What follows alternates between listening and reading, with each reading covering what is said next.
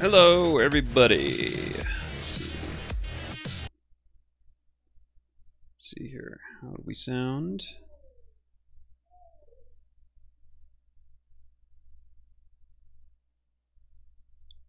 So, hold on, just trying to get some feedback here on the sound. Cannot seem to get this to play.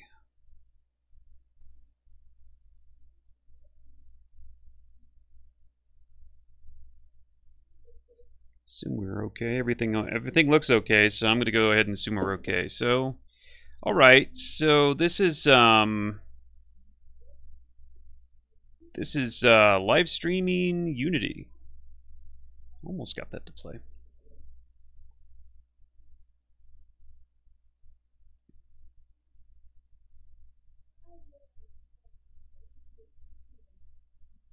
Writing's not that easy, but let's see here. Let's see, Sega Genesis.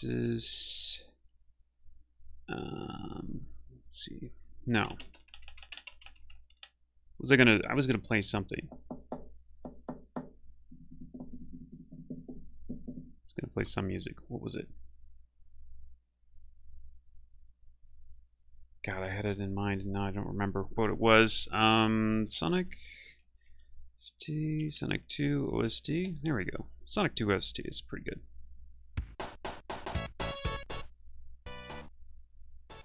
Actually, Super Mario RPG is better. Let's try that. Alright, I'm gonna go ahead and pop out chat here, I guess.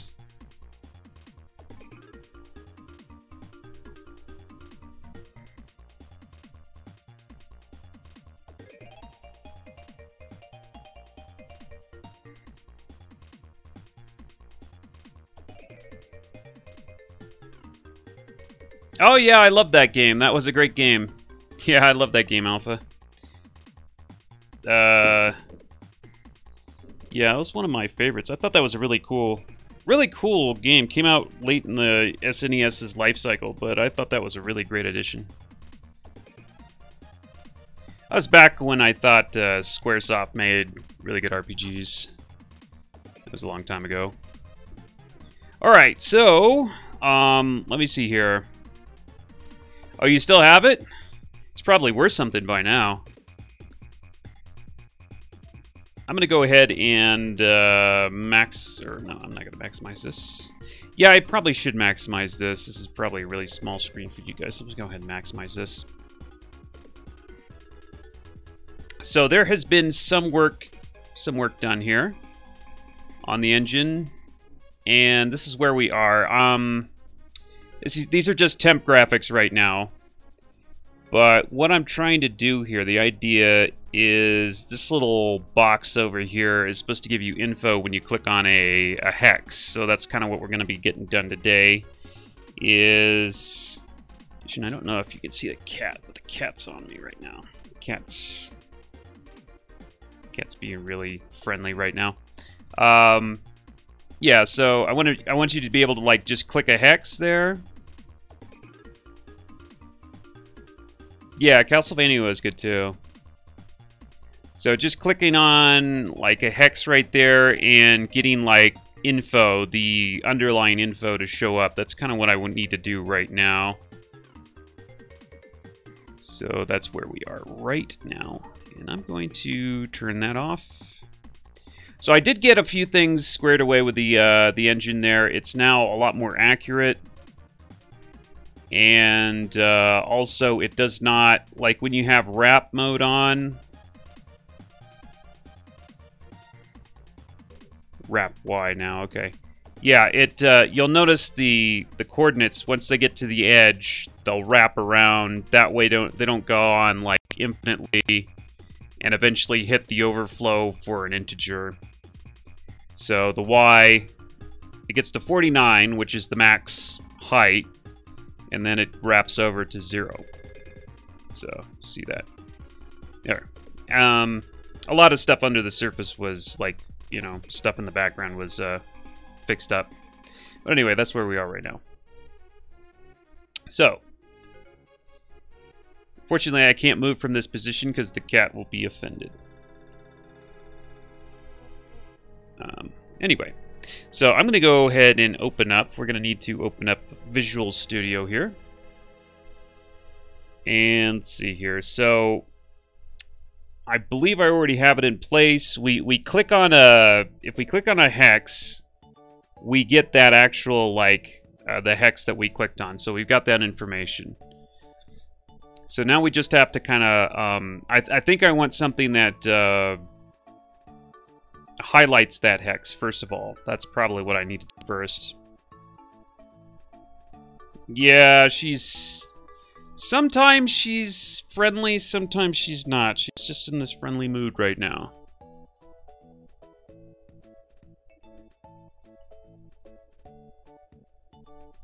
Usually she doesn't care. Usually she's out, you know, fooling around with her cat friends. Okay, so map engine. Yeah, this would be in the map engine section. We click on a hex. We need to get that click first of all. Pointer down. There it is right there. Okay, so pointer down. Whoops, that's the wrong thing. When I'm in the actual game, I get the pointer down, and let's not do that in maximize because I can't see it. Can't see the console in maximize.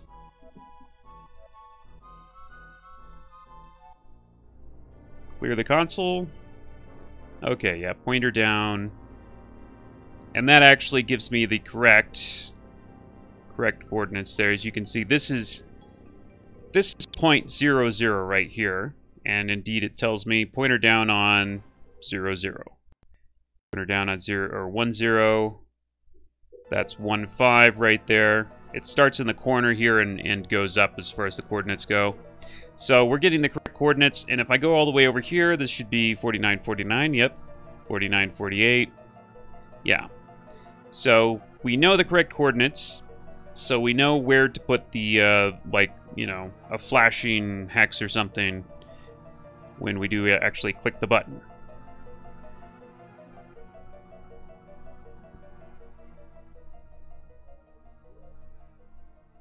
Yeah. Yeah, cats aren't like dogs. Cats are kind of like, they're very independent. But I don't know, it's just like today she's like, well, you know, I feel like being an actual friendly cat today. I guess her friends beat her up too bad outside, and so she says, I'm done with cats for a while.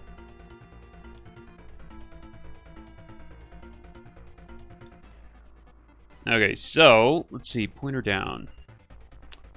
So what I want to do, well, first of all, I want to... I know what I do. First of all, let's start with some graphics.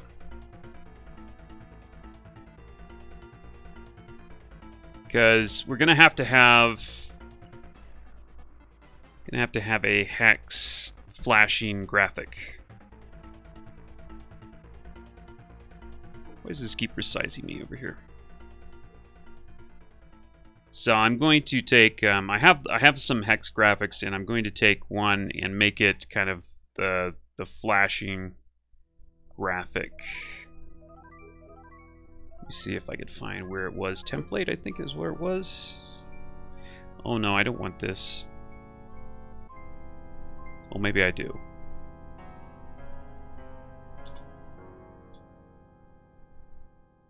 Yeah, okay, I guess this will work.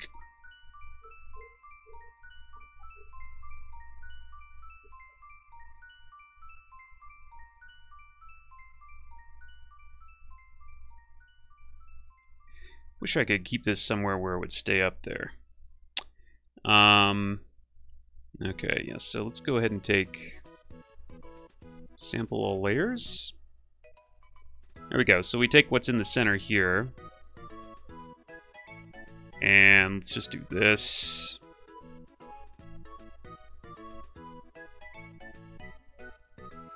Then we'll do this to try and get it a little bit more accurate there.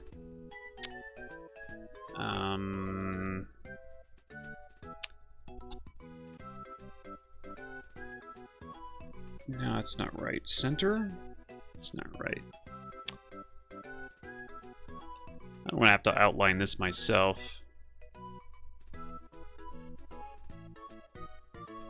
Problem is, that's not quite right.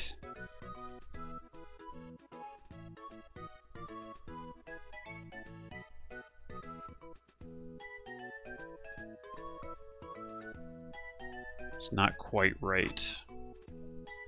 Because I've got to get the actual, like, I've got to get the edges.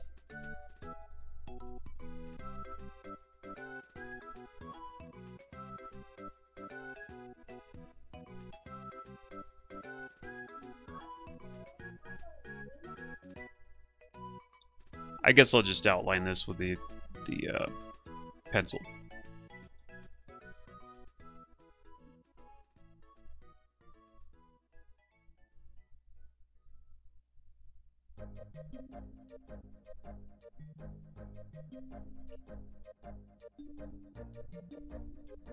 No, I can barely see that.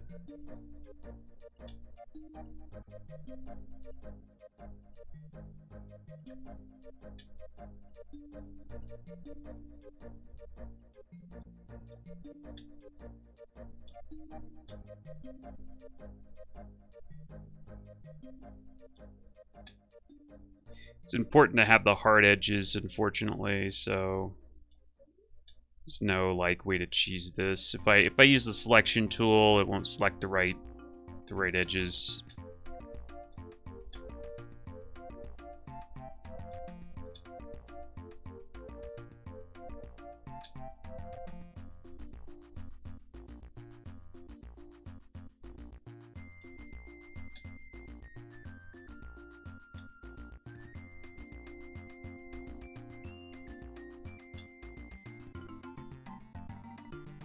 Hey, here's a My Magic 3 watcher.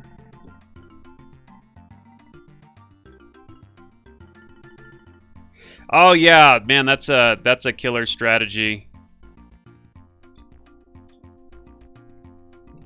Yeah, that's man, it's really powerful. I'm liking Dungeon a lot more since I started using that.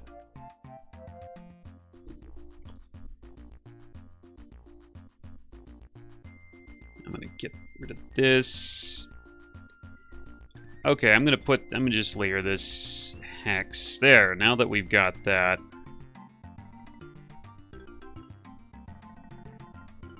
and so we want, okay, so we want like an outline on this.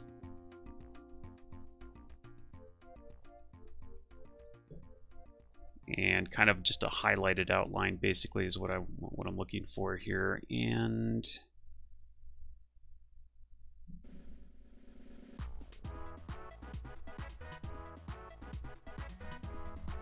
yeah, something like that. Fill opacity 0 because it's gonna be clear in the center. And I think something like that maybe. Because I want it to flash.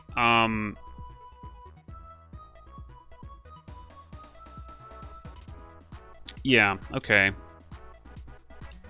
I'm not really sure where I want to put that, like, highlighted layer, though. Inner glow might be better.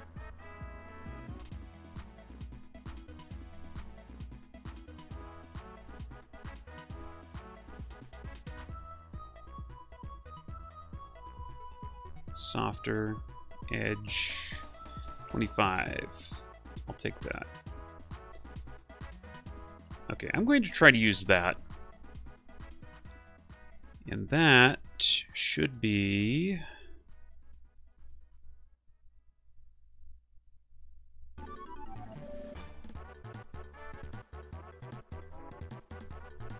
First of all, I'm going to save the template.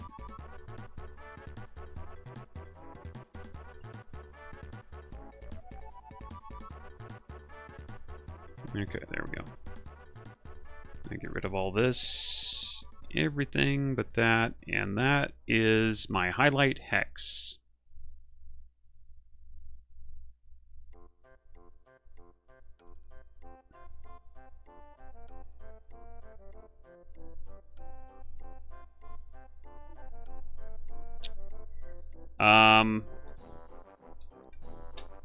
Let's call it that. Alright, there we go.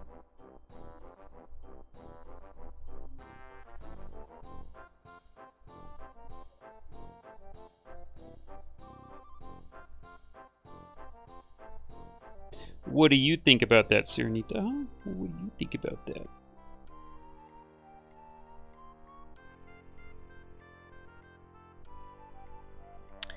Okay, so I've got to add that to my graphics here.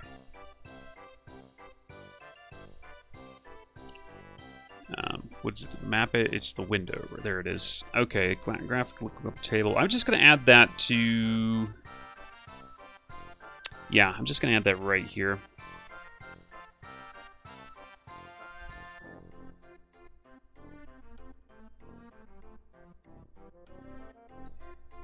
I'm going to put that at 15, or it's going to be element 14 actually. Element 14, yeah.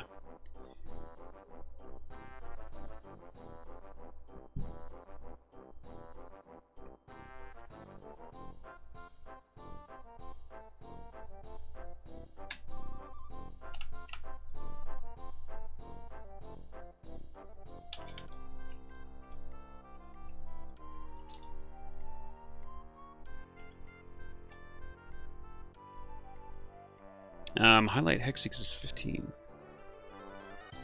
Wait a minute, that's interesting.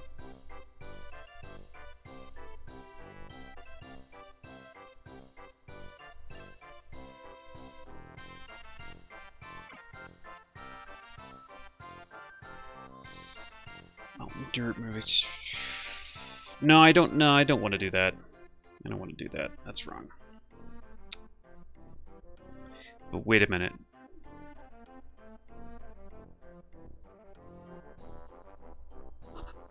Pre-Vulcan. No, that's not right.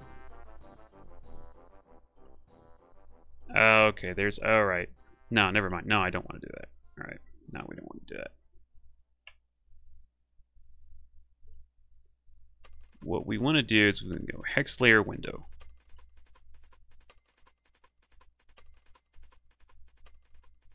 Okay.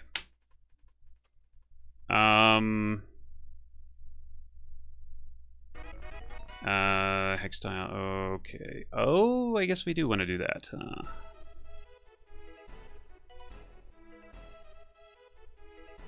Guess we do want to do that.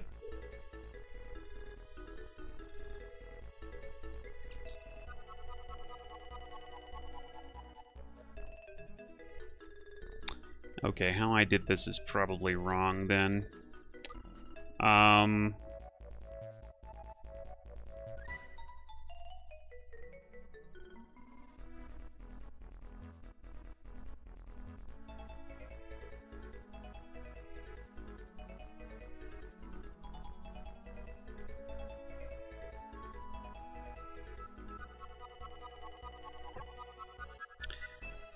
Oh, okay, I see what happened.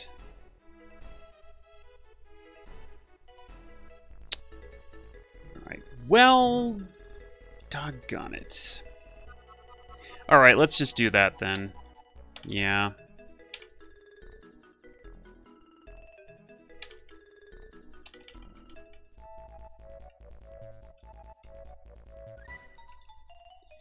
Alright, we'll just do it this way then. For now.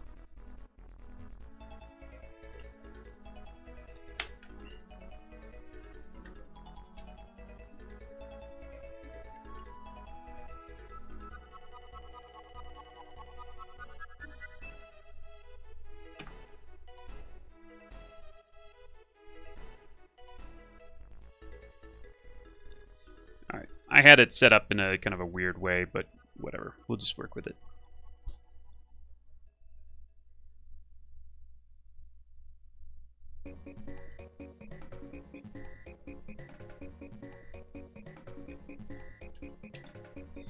Equals type hex highlight hex tile class dot type dot hex highlight.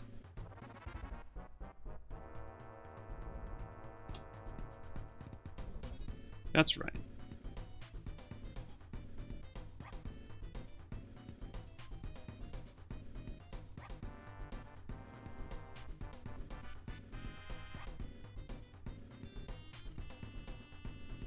Alright, so that should be good. And that's in there. Now we don't really actually have a flash layer yet, so I'm going to add one.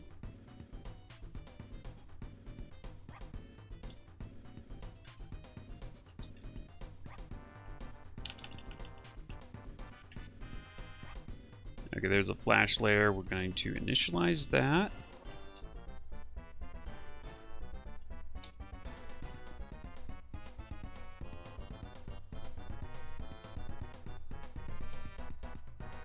Update view.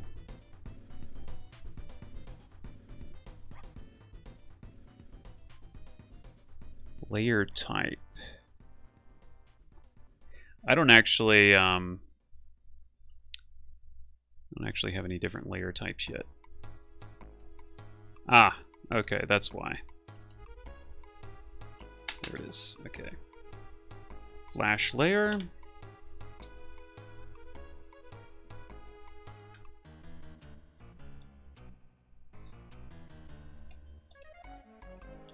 Layer flash, and what is this? Layer order. Okay, that would be. I believe that would be 300. We want to have that layer on top of everything else, I think. And hex. Okay. All right. Good. Well, let's try that. I guess we wouldn't see it yet, though. Not going to see it. We need to set something else up. If... Okay, so...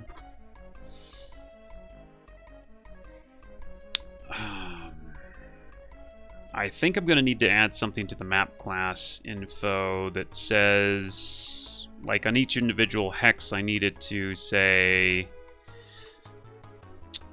I need to have a flag saying that it's been highlighted.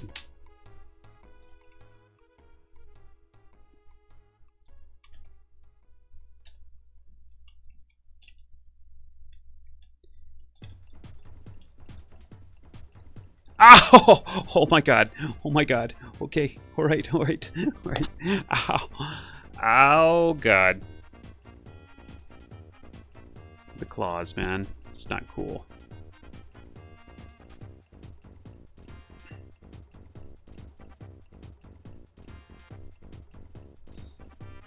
Cat was started sliding off and decided to stop herself with, like, by clawing my chest.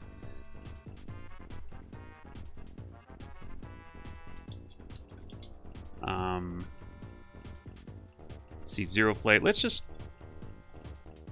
put the highlighted flag at position 0. The eye is protecting XOR. Eye is protecting XOR. Oh, are you referring to the Super Mario RPG? Is that what that reference is?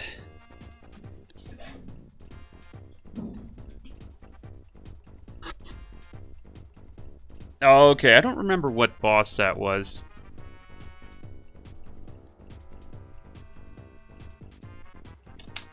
I remember the bow guy. I remember the dog, I remember the bow guy. I remember Smithy.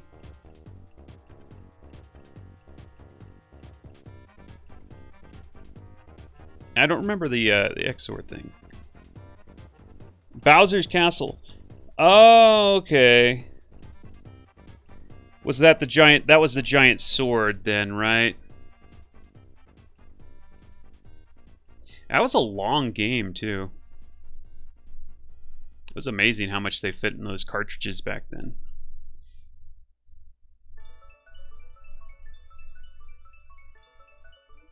And that was when I think the Sony PlayStation was already out, so that we already had CDs back then.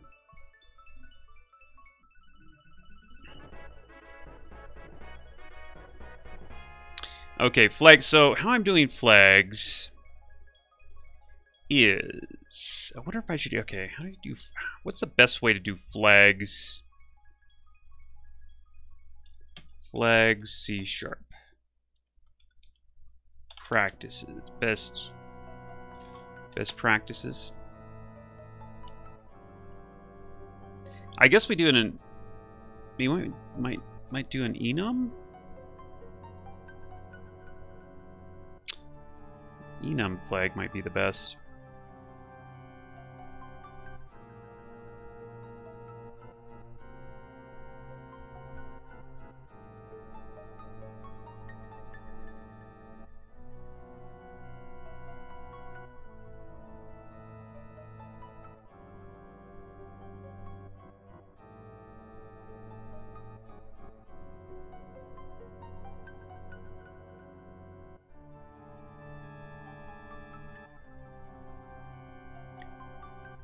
Oh, man.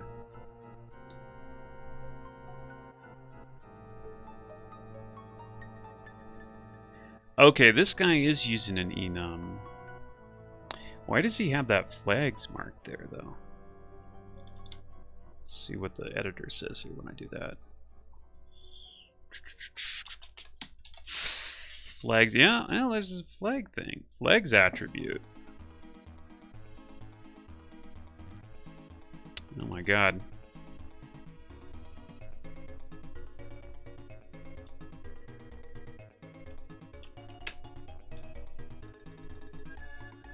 Do not mark enums with flag attribute. Uh-oh.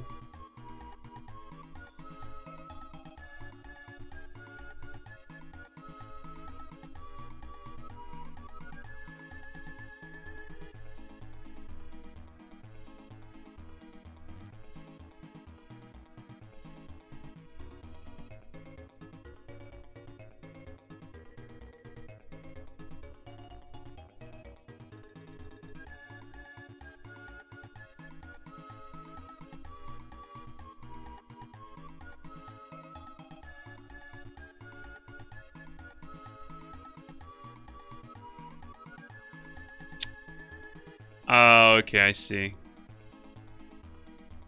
Alright, never mind that. What does flags attribute? Okay.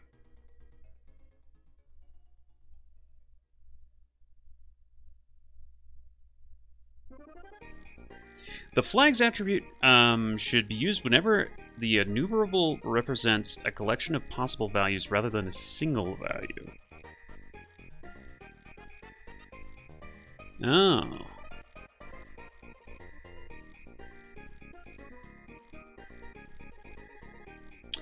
Note that the flags attribute doesn't enable this by itself. All it does is allow a nice representation by the toString method. Really? Huh, that's all it does? Okay.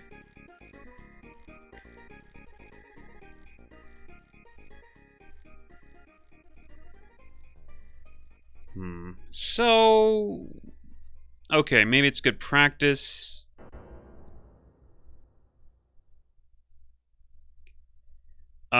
I used to do...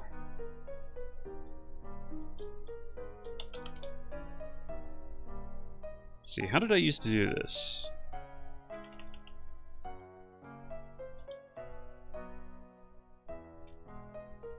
This is how I remember using to do this.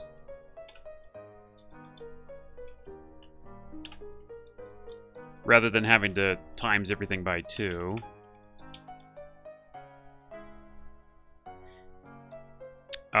Okay, so hex flags right here.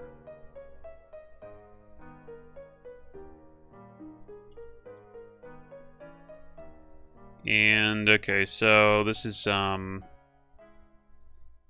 highlighted.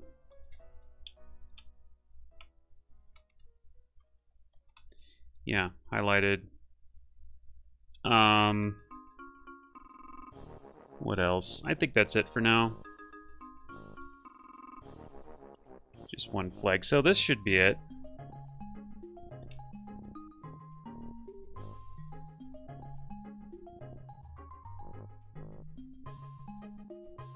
Hey, big Pimp ATL.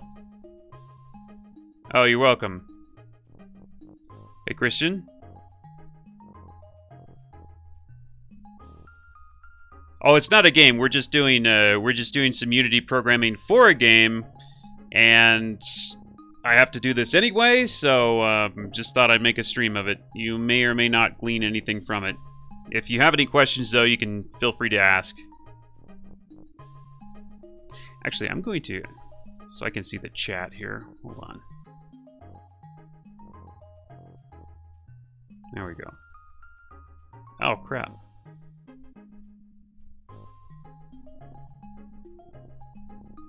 There we go. That's better. Hey, Arian.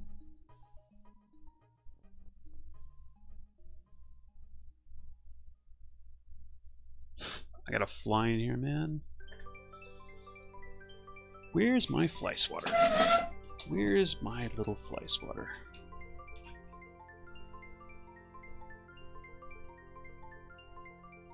Oh, I see it. Hold on a minute, I gotta get the fly swatter.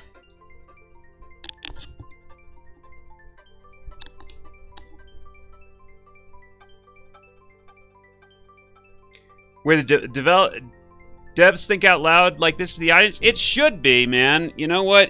I think yeah,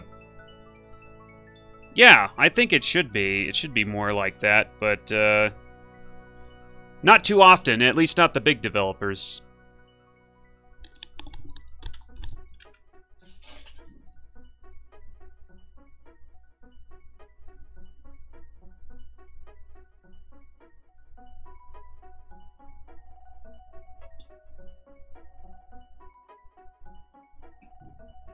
There he is.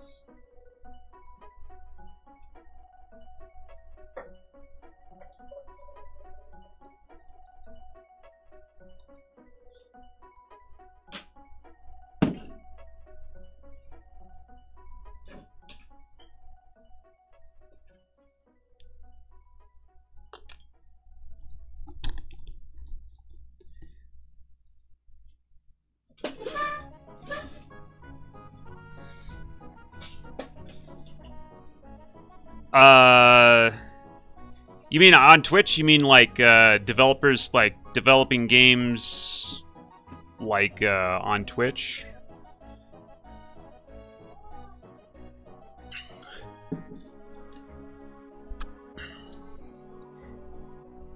Yeah. Well, there's some interesting stuff in here, or at least I find it interesting. I don't know, for people who don't really like understand programming, maybe it's not quite so intriguing, but I really find game programming to be fun. It's just very slow.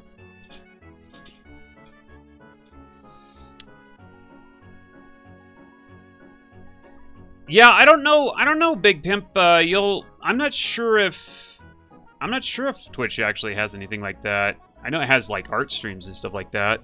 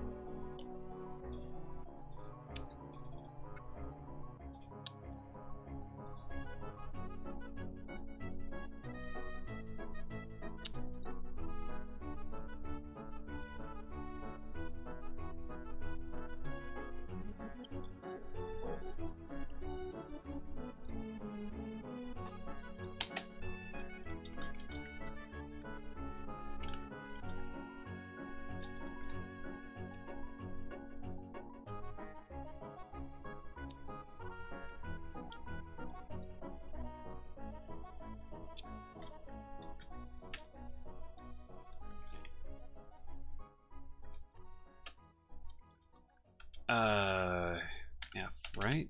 That's how you add a flag, isn't it? Maybe not. No. God dang.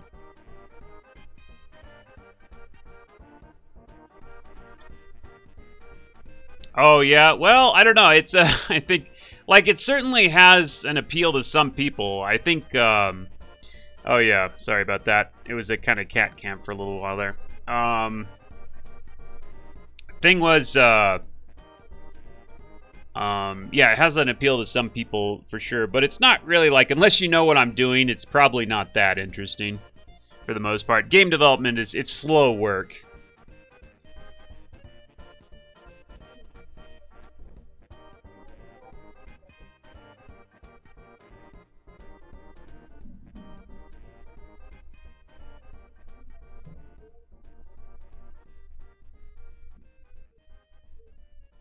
Wow.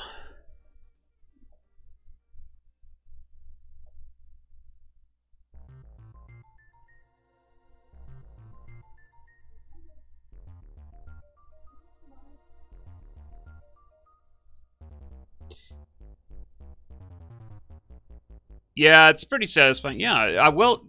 Yeah, I think it's very rewarding, but like I said, slow work. It's like building. It's a little bit akin to building a mountain out of like pebbles. That kind of slow. But once you're done, you know, you've built a mountain out of pebbles, and it's pretty awesome.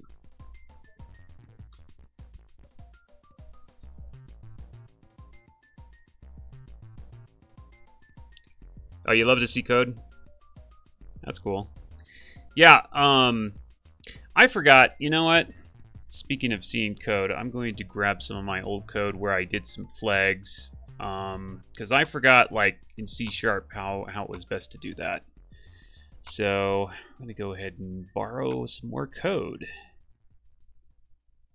I was using flags for items, wasn't I? Yes, I believe I was. Yep, there it is. Yep.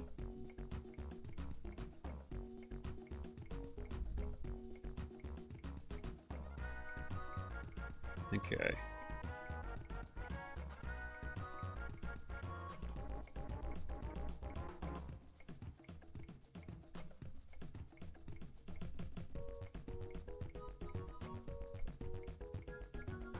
How many copies did Maze Quest 1 sold? I don't know how many it's up to now, Alexander, because it was free for a while. I think it's definitely been in the thousands by now for Maze Quest 1. But those weren't like, yeah, it was free to download for a while. Roblox, I've heard of that.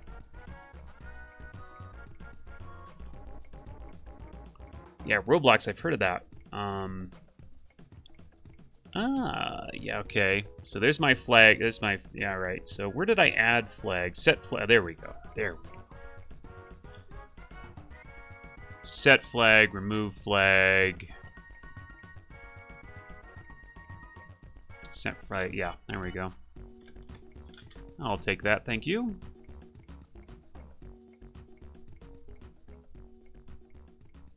No, we were over here.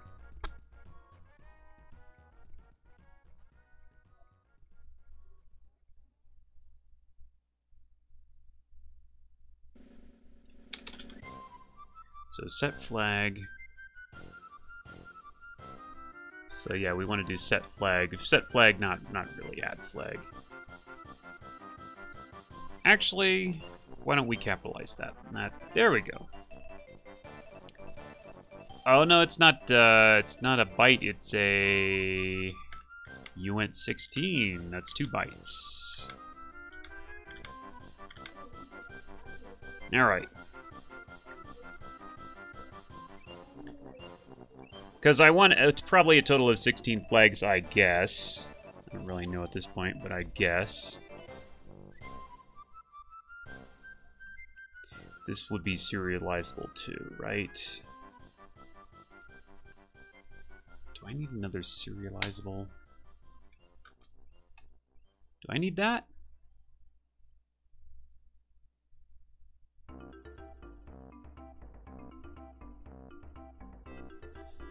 I'm not sure if I need that.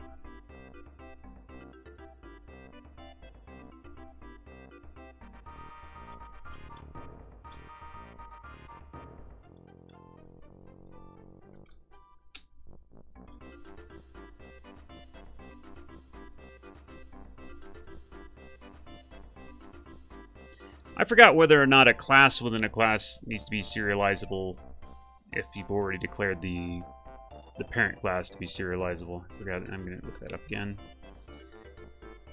Actually, let me look at my old code. Maybe I...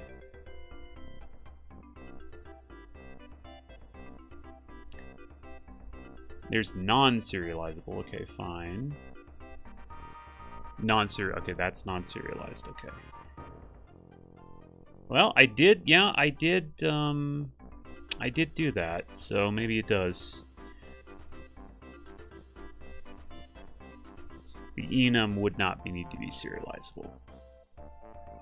Yeah, so I guess I did need to do that.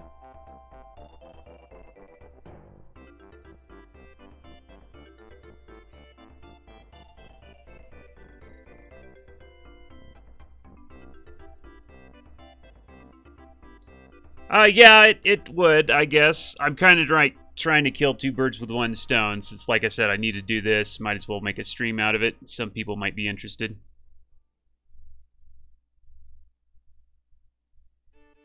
So, serializable is, like, when you store data, if a class is serializable, then you can set it, in C#, you can set something to just write it to a file.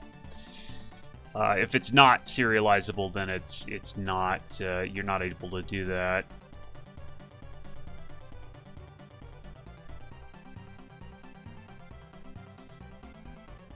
Alright, so... Alright, so we got that data. Set flag, remove flag, okay. I'm going to... I believe, hold on a minute.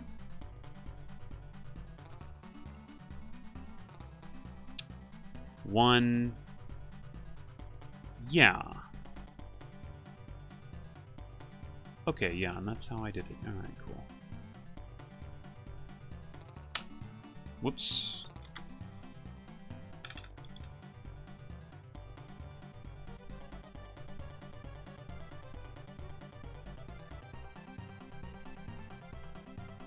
You're also learning C++. I didn't realize until recently just how complex C++ had become. It's so freaking confusing sometimes.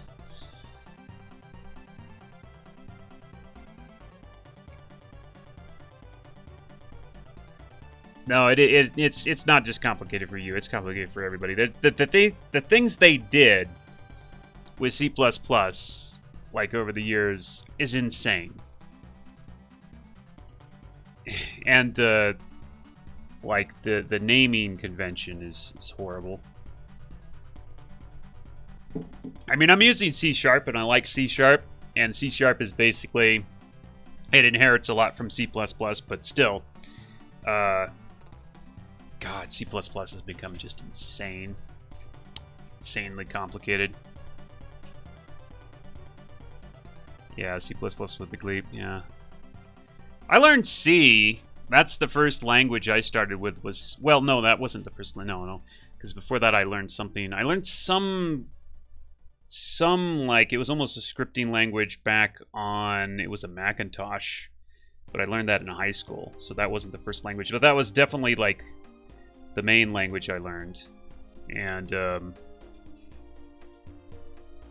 I remember, I was in junior college, learning C, you know, from a class, and then some, no, it wasn't, I don't think it was Visual Basic. It was, actually, we programmed a game on it, and I forgot what it was called, but I'm pretty sure it wasn't Basic. But it was kind of like Basic. It was very, very easy to use. And but anyway, it was on the Macintosh.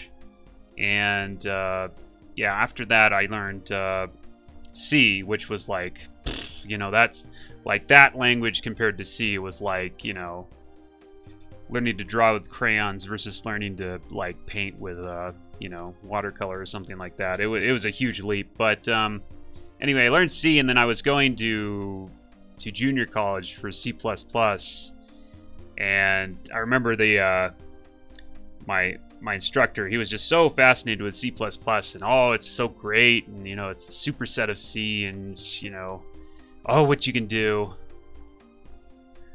And I don't know. C++ became such a mess, though. And I I hadn't touched it in years, and then I don't know, I had a lot of time back in when I was like 20, let's say 27 or so, and I went to the library and I checked out a book on C++, and God, the weird stuff you could do in C++. I remember just looking at it, and I'm like, oh my God, that's more complex than any like mathematics I've ever seen. Like, yeah, oh, what was one of the things that where you like cloned a function? Oh, what is it called? I never use it.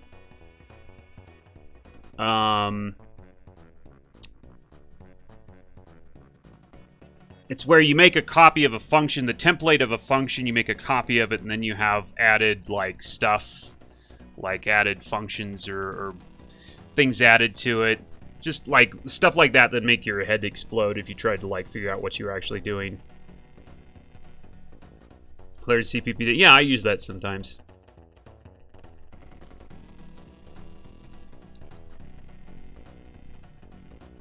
Anyway.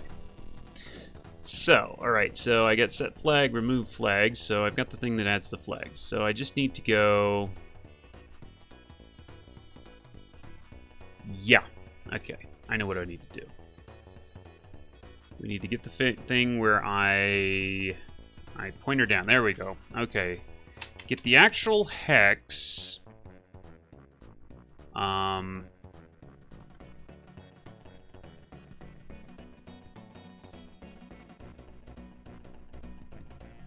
Hey Arthur, it's going pretty well. Yeah, I think it might be polymorphism, that might be it. Whatever, it was just something that was so, like, why would you ever use this is so confusing. I guess there was a need because they added it. I mean, I thought things like pointers to functions and all that kind of crap was confusing. Oh, I'm making no. I'm Arian. I'm making a strategy game, kind of in the vein of Master of Magic. Yeah, that's what I did. That hex grid is the play field.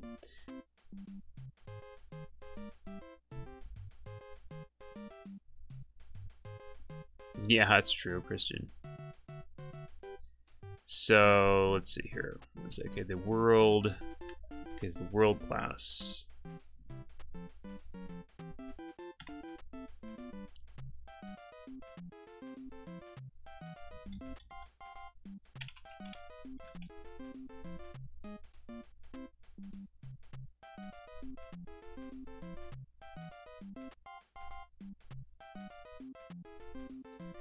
Game data. That's where it was. Okay, see you later, Big Pimp AL. World dot let's say dot. Yeah, I will in a second. Hold on. I've got to I got to get this running real quick and test it. So I'll run it in just a second.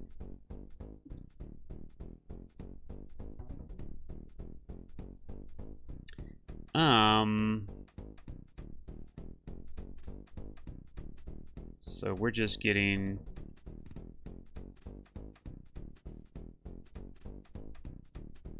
Okay, so what are we passing?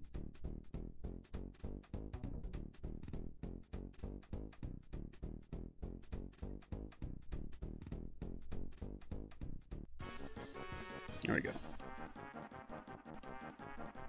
Speaking of which...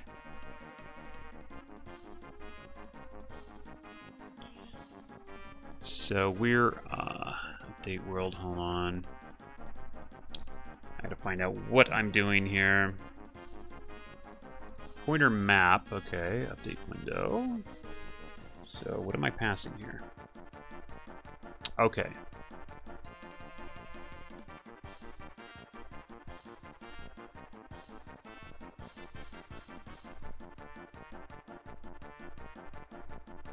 No, it's not Doom.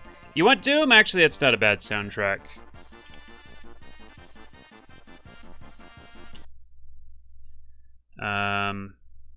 Yeah.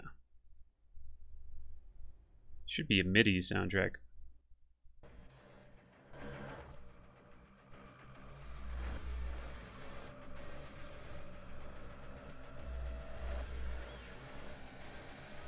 This is definitely not the original. Hold on, let me find the original one.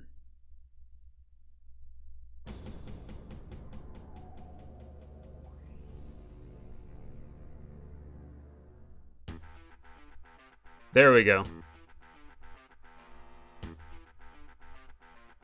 Okay, so I tell you what I need now. Let's get this out of the way. Now I know what I need. Plus, I don't need that. Here's what I need. I need a function that returns some info in the current hex. So get hex at. Okay. Wait a minute.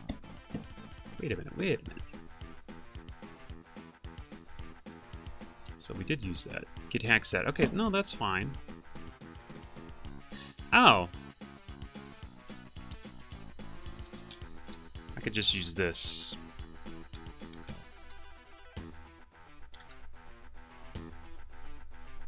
Oh, you never played? Oh, really? Wow. You must be the only person in the world who hasn't played that.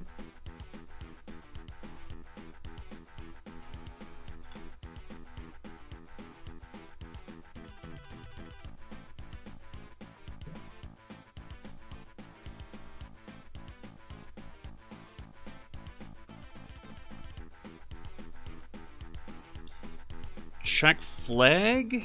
I would do check flag. Well, no, get hex at. Then once you have the hex, you know what? I would just do.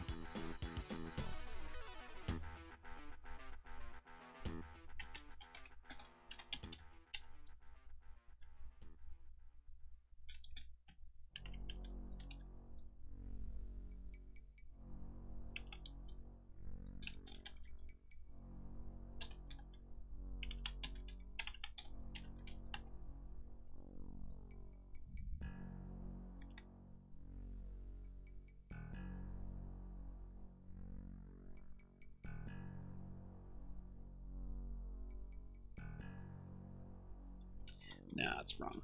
I don't want to do that.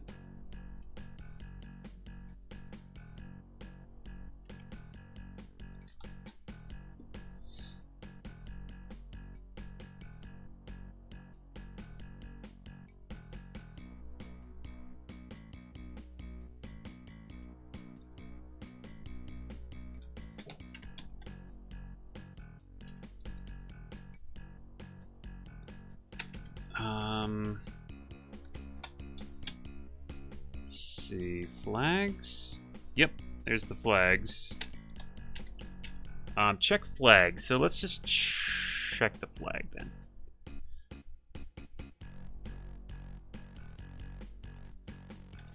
Public pool check for flag. Int 16 flag. Oh no, I know.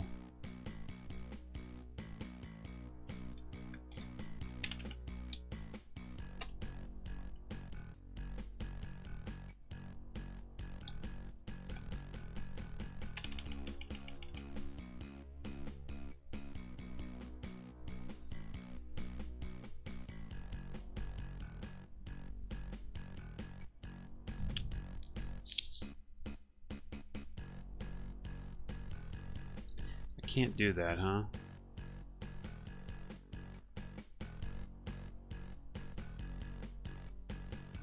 Why light theme Visual Studio? I don't know. What seems fine to me. What do you prefer?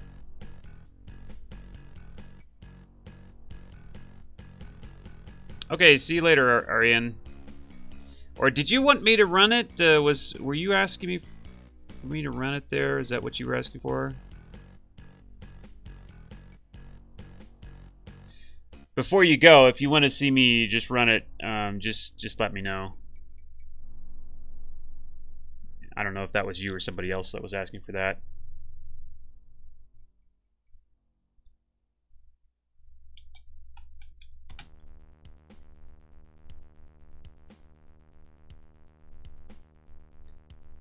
No, that's not right. Public.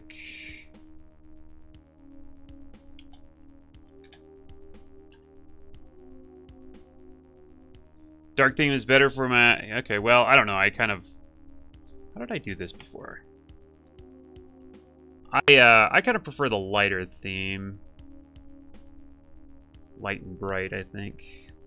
Where did I use the enums before?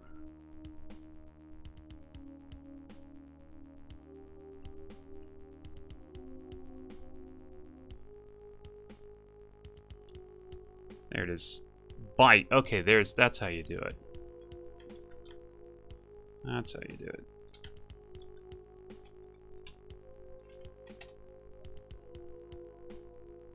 So you still can't. I still can't do that. How do you like that?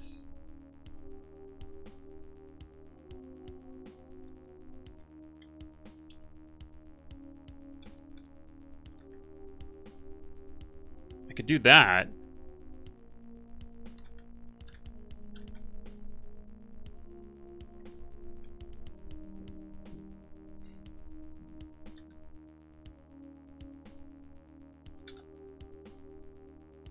I assume.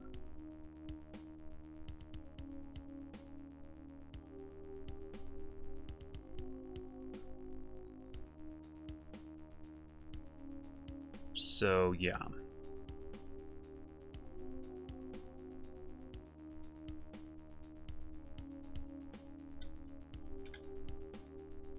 I doing that right? I wonder if I'm doing that right.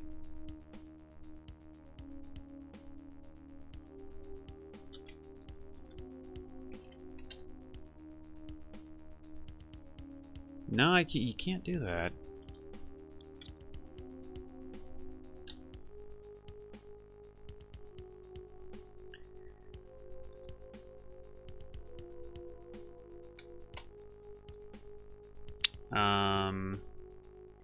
And legs.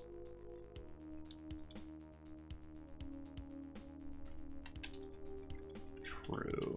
Else. Or return false. Return false.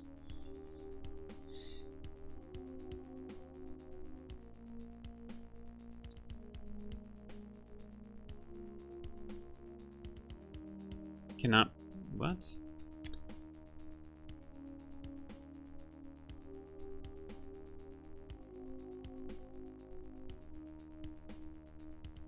Okay, see you later, Alpha.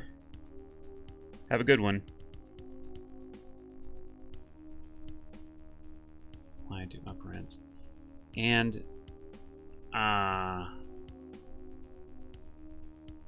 really?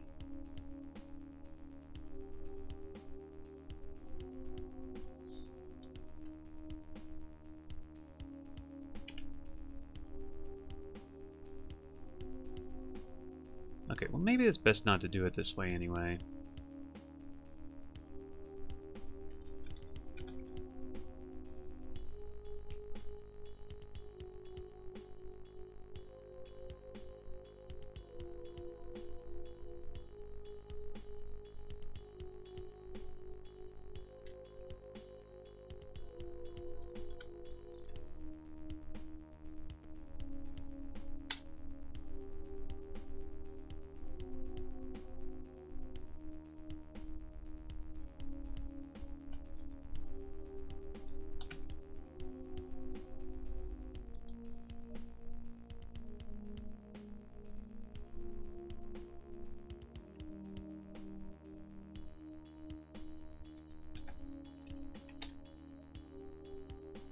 Can't do that either. What is the deal? There's got to be a way to do this. Other people are doing this. I know this.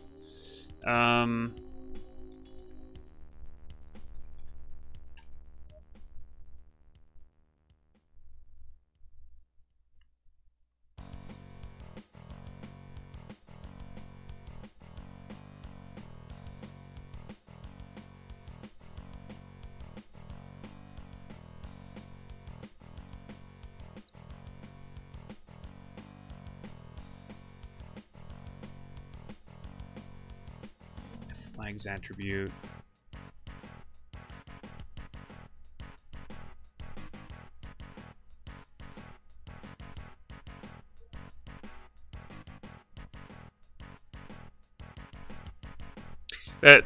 If anybody's wondering, the whole reason why I'm going through this pain in the butt here to get these flags working is because I can use a 2 bytes to represent like 16 different flags, whereas if I had to use individual, bytes for each flag, then that would balloon my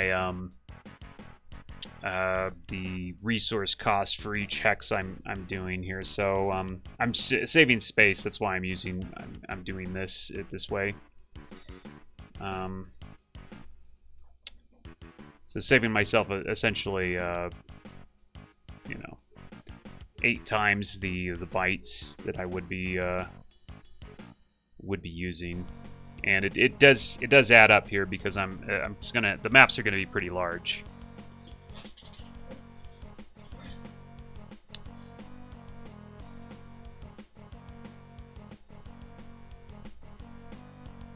But I can't figure out how to use these things.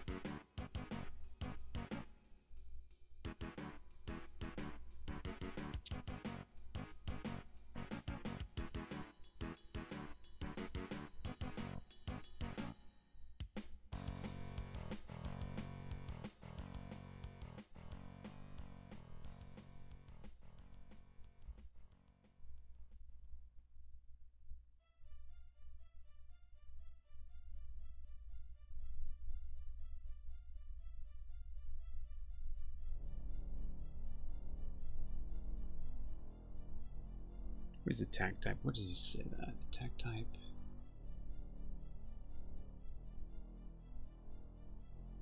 Oh.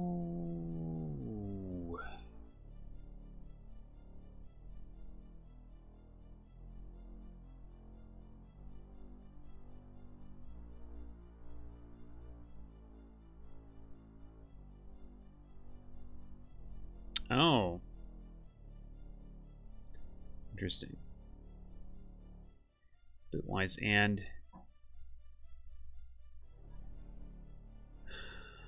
Huh.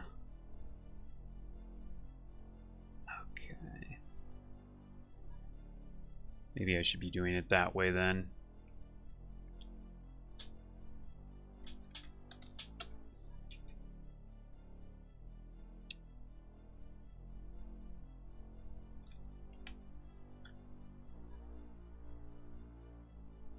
Okay, that's fine.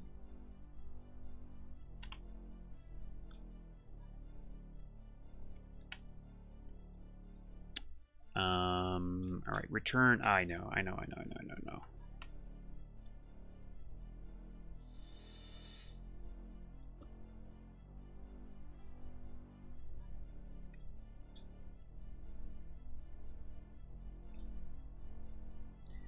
I don't like short because it's not obvious as to what that really means. I guess behind the scenes it probably means uint16, but short has different definitions on different system. Uint16 is an unsigned integer 16 bits, and I know exactly what that is, so that's why I use uint16. Short, on the other hand, has a lot of different definitions depending on what language you're talking about and what platform you're talking about. That's why I don't like to use that.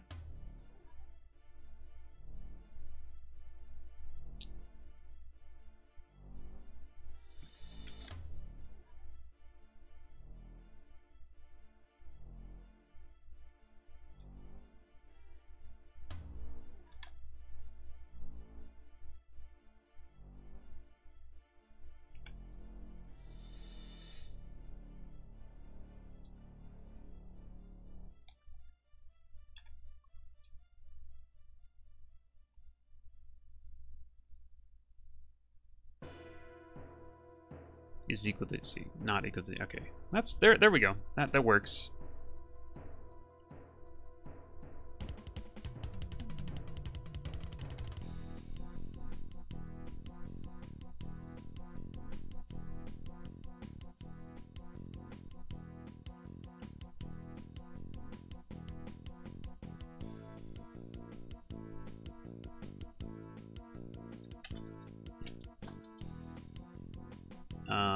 Map class dot hex flags dot highlighted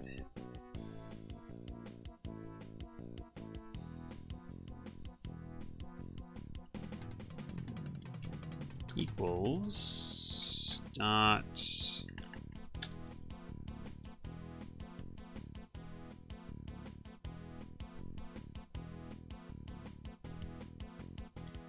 okay, thanks, Christian. See you later.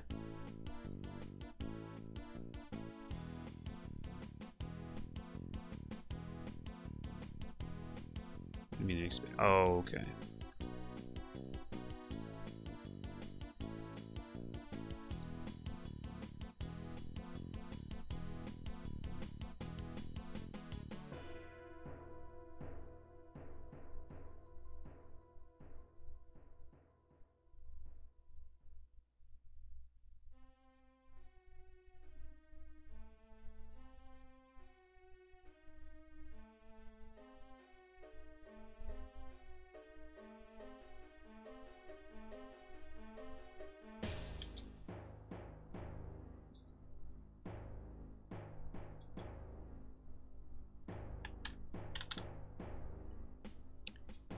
Get hex at.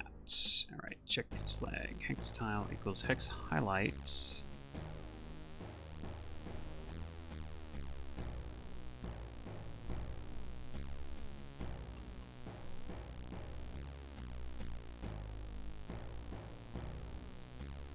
Okay. Maybe that should work.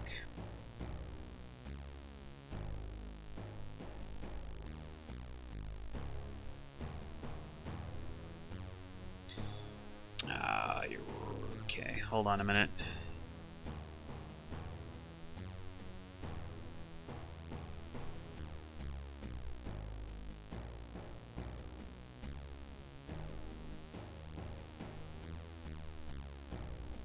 Yeah, it probably will, Bludny, it probably will work. It's just like, why do I do that? It's just because, for clarity, partly, and maybe even just to be extra safe, you certainly can use short.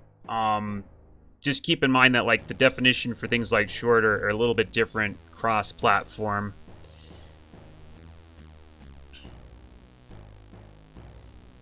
Yeah, okay. I'm not sure. Yeah, well, I don't, as far as I know, you don't see anywhere where I'm...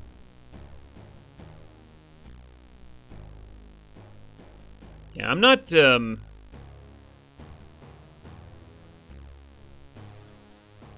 not violating any of those rules, Luke.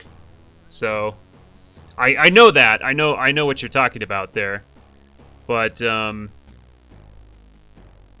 Yeah, I don't think I'm doing anything there that I shouldn't be doing. I just double checked just when you said that though. Okay, so let's go ahead. So we set flag. Oh, okay, yeah. All right, so hexes hex.x hex.y dot set flag x dot flags dot highlighted. There we go.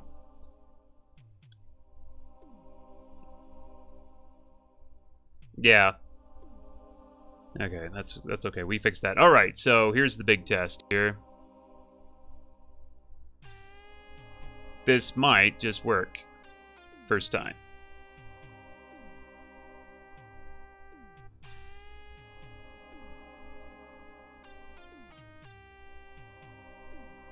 Ah, yes, crash. Okay. Ray out of range. 212 on the map engine. Ah, right here. Okay. Oh. Really? That's really out of range. What would be the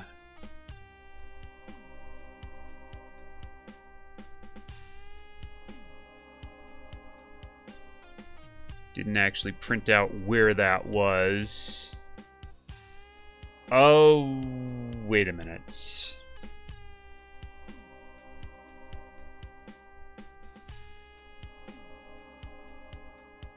Ray out of range. So let's print the actual place first and see where we're out of ranging.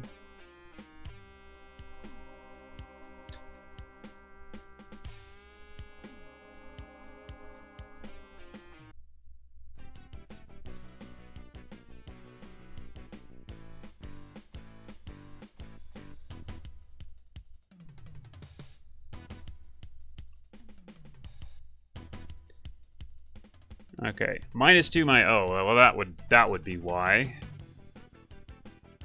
So wait a minute. -2 -3.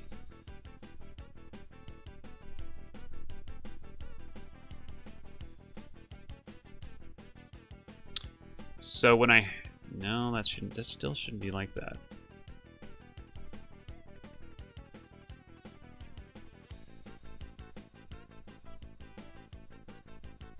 Because I should have fixed that to where it never out of range is like that.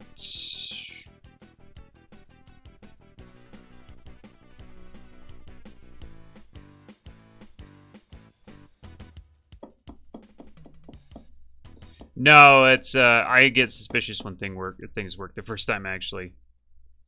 I know why it's not working. It's just I thought I converted the coordinates to where they wouldn't be negative ever, but maybe I was wrong.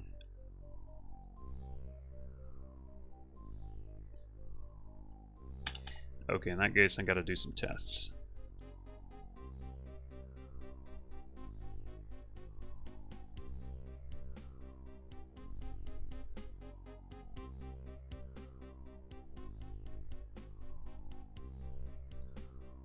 Go ahead and clear, start. Okay, I thought.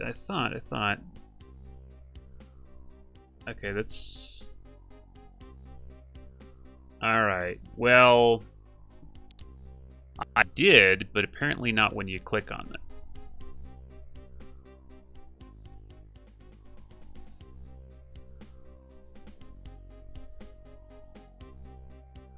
Yeah, now we go into the negative right there. Yeah, okay, so that's where I...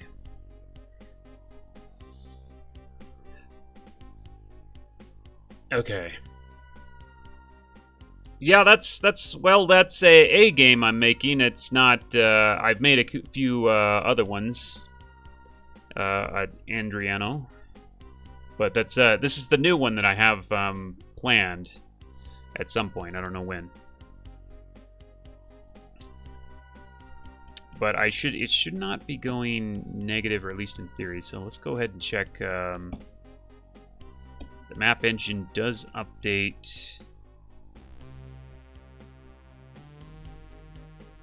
Ah, okay.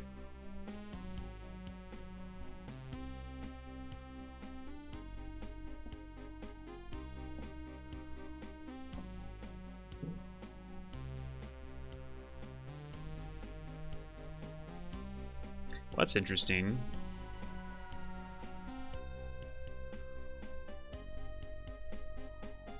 So it's in set map point.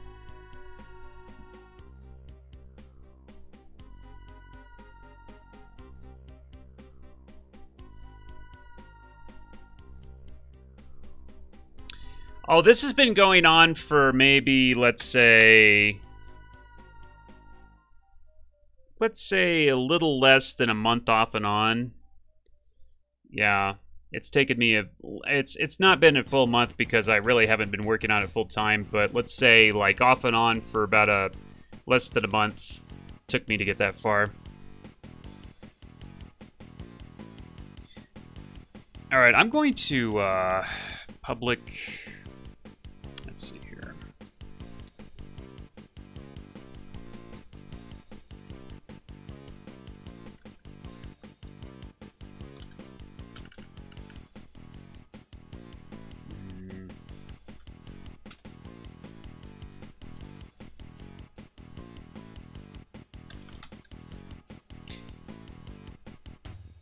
I got a better idea. Let's do this. Map class.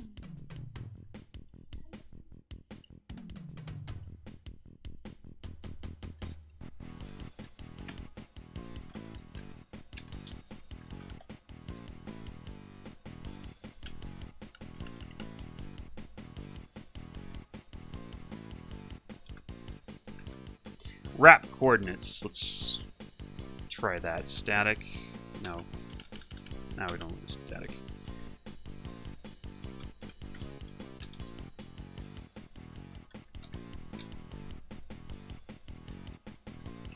Wrap hex coordinates. Let's do that.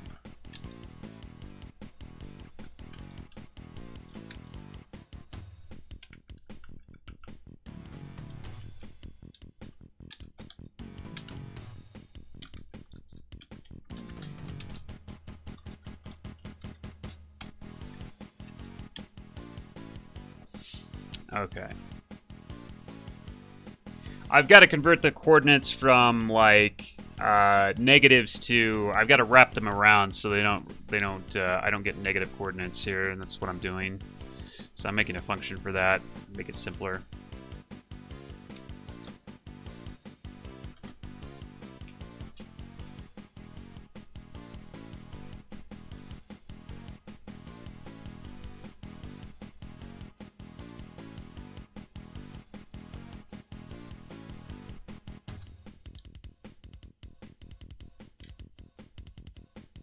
Actually, I'm going to make it to individually wrap each coordinate for the X and Y individually, because I might need to split those up.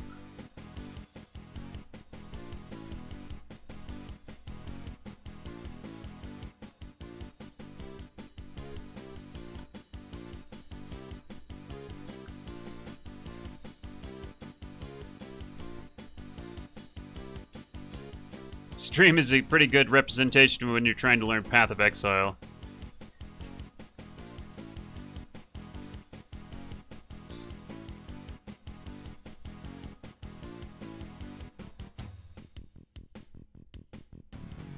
Now you're mad about short. Well, you know, like I said, it's probably pretty safe. It's just like things like long, short, int. You don't really know what size those are all the time. Like int used to be like, I think int used to be 16 bits. It used to be 2 bytes. Used to be. Now it's like 4, maybe 8. You know, short, same kind of thing. It might be like, I'm not sure. Hold on. Let me look at it real quick. I'm curious.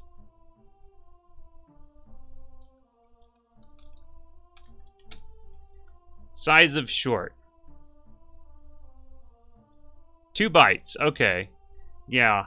But Okay, int 2 or 4 bytes. Yeah, see what I mean? Int unsigned int 2 or 4 bytes. Short, maybe it has always been 2 bytes. I don't know.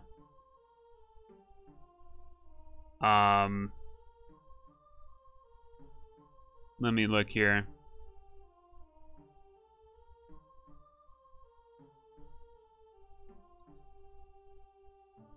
Perhaps it has always been 2 bytes. I don't know. Anyway, I like the extra like definition though. But int fluctuates. Long, I believe, fluctuates. You know, things like that. Double. Well, no, double's already. I don't know.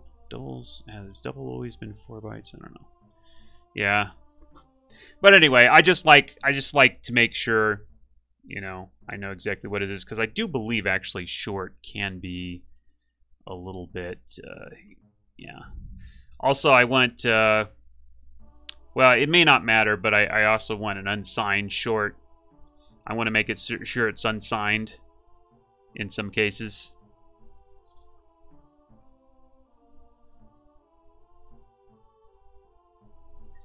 Let's see, wrap x coordinate, okay.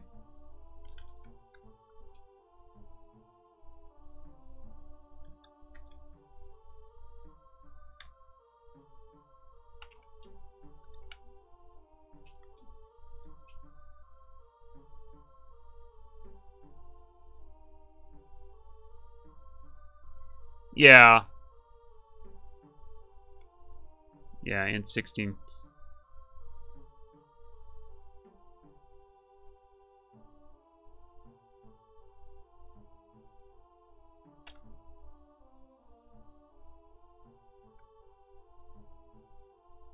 The heck? There's no width? Where's the width?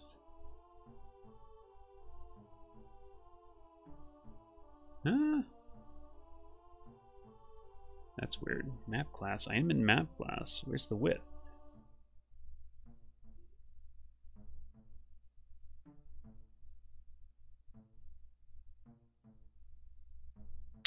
Oh, that's right.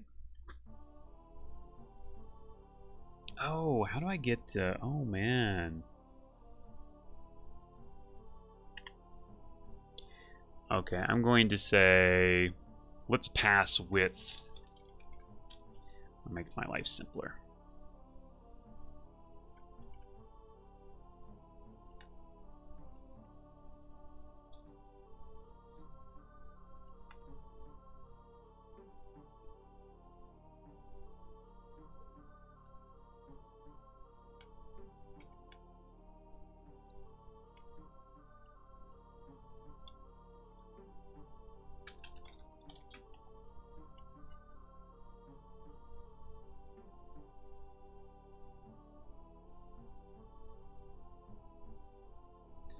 Wrap, okay, that's good enough for that. Wrap y coordinate.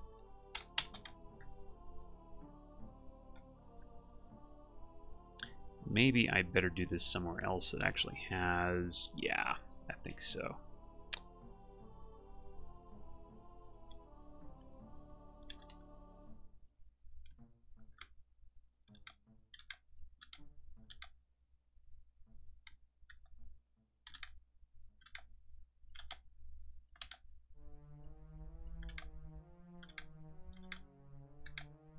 You know, I don't even have to do this. Wrap coordinate.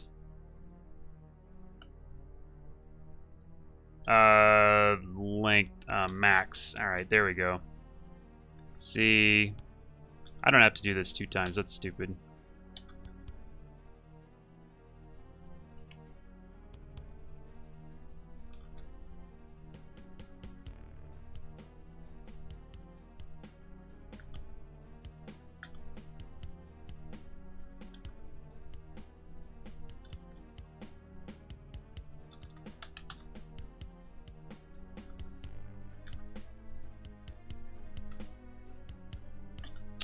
Okay, wrap coordinate.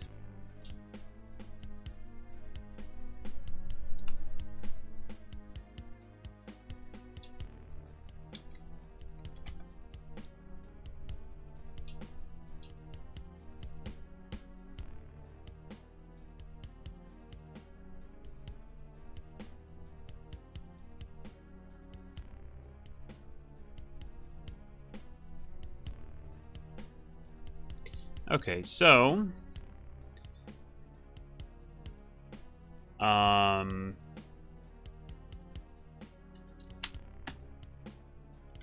let's see, map class dot wrap coordinate p dot y and game data dot world dot height.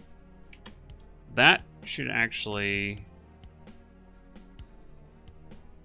What's wrong with this? Oh.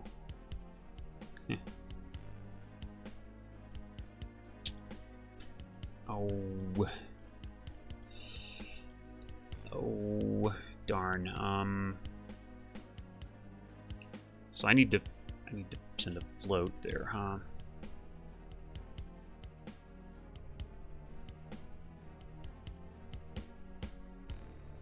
Darn it. Okay, well, I guess I'll do that then.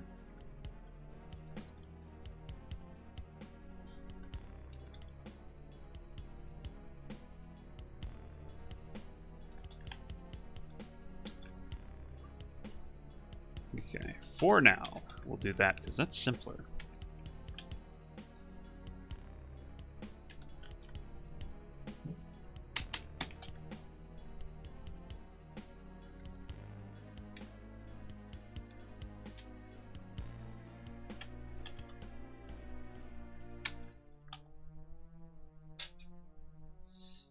Okay, cool.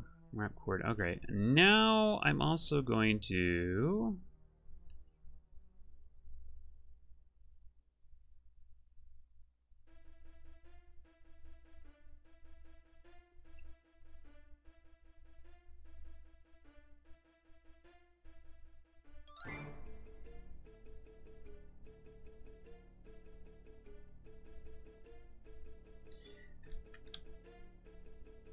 I'm going to overload this.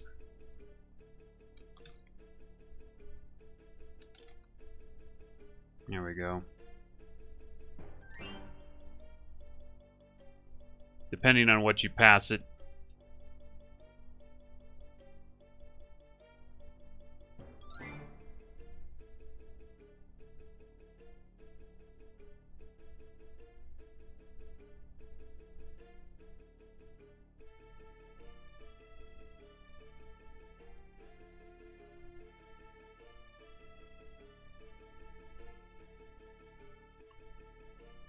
Okay, so this should work just fine.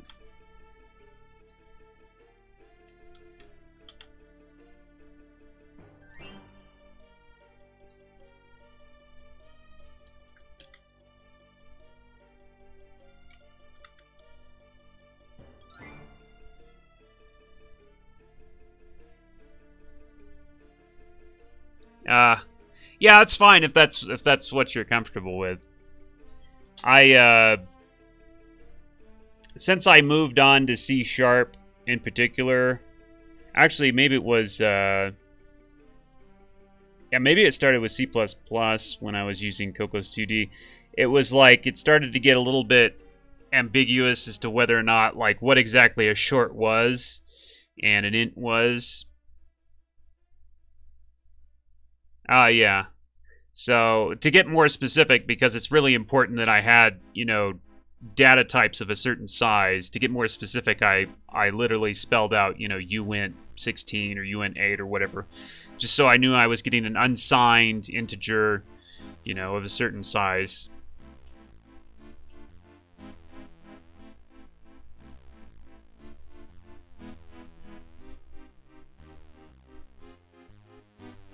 The int method could even call the float method.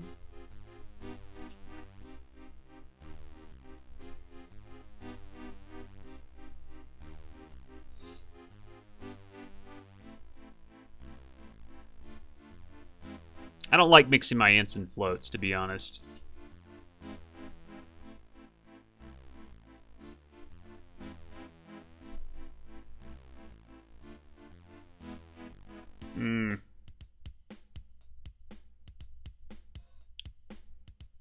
I don't like the fact that the float can go, like, it can lose just a little bit of accuracy and screw up your ints. I don't know how long that I don't like using floats and ints together, to be honest.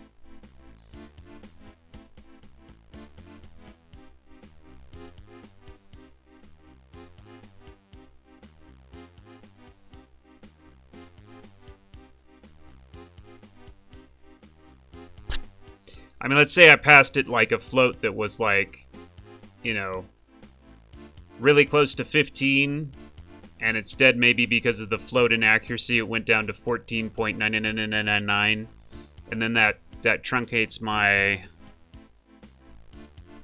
that bumps my int down from a 15 to a 14 when it does the conversion.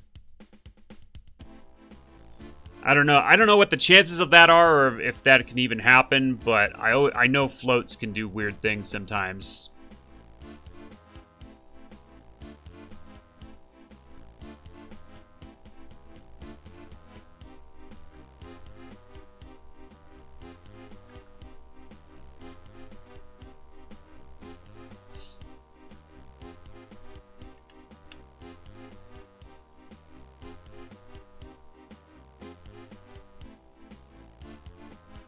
Did I screw up here?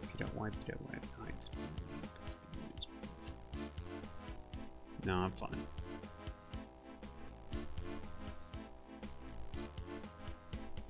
Why? So we're gonna see if this works in a minute, though. All right. If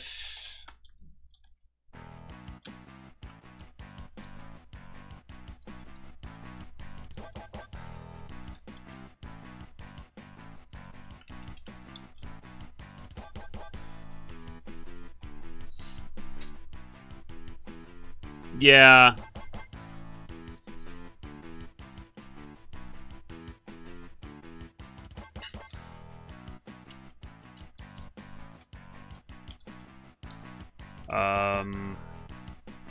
Game.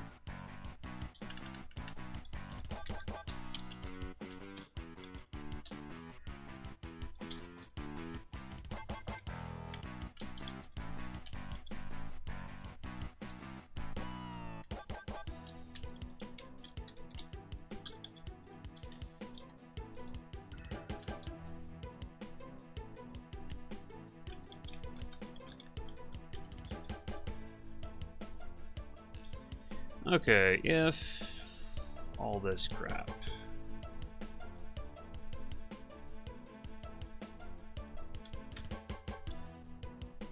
Alright, if we're out of bounds, we get out of there, so that should never happen again. Okay. X.Y. Yeah, okay, that's fine. That looks good to me. Okay, let's try that.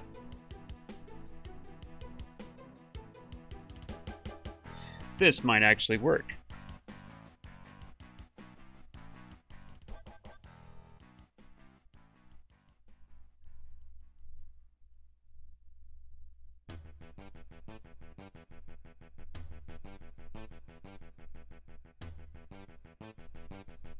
Okay, 48. Okay, that's doing the wrapping thing now.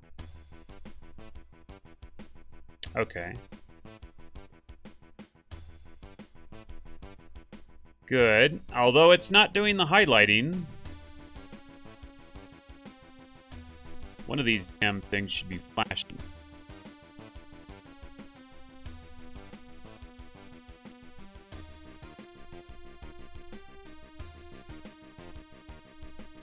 Nope, flashing's not working at all.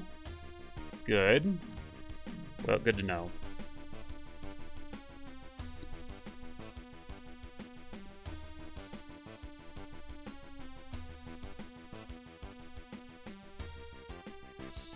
Yeah, I don't know. For anything that needs to be like exactly precise, I really like to stay away from floats and even doubles, just because I've had lots of weird things happen, especially with screen coordinates when I'm using those data types. Although I have to use floats because the Unity's internal system uses floats for the screen coordinates. But before I actually get to that point where I go into the, actually, go to floats, I use like doubles or whatever I can for maximum accuracy before I actually get there.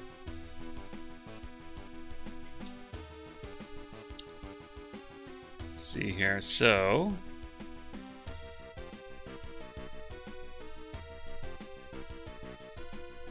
Okay, so why is it not doing anything? That's my question. Should be... something should be showing up when I click that button.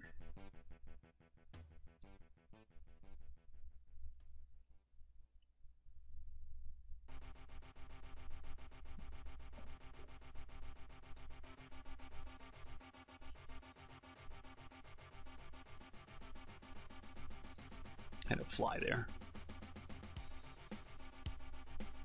Oh, no, you don't.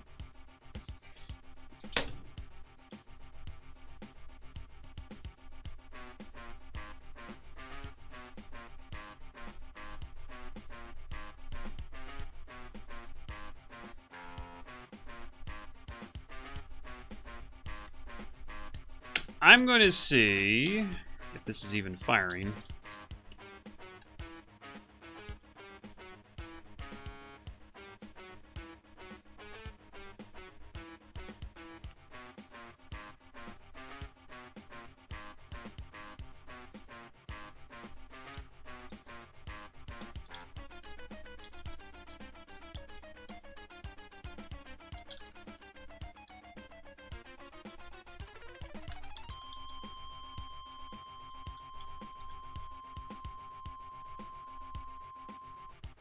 See if this is even getting where it's supposed to go.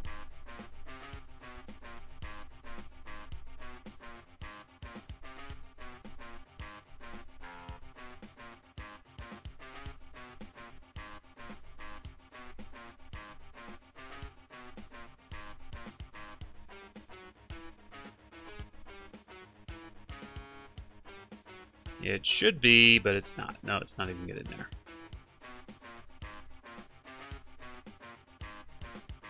Yep, should be getting there. It's not even getting there. Okay, that's good to know. So it might have something to do with my flagging code here, which is apparently not flagging as it's supposed to be flagging.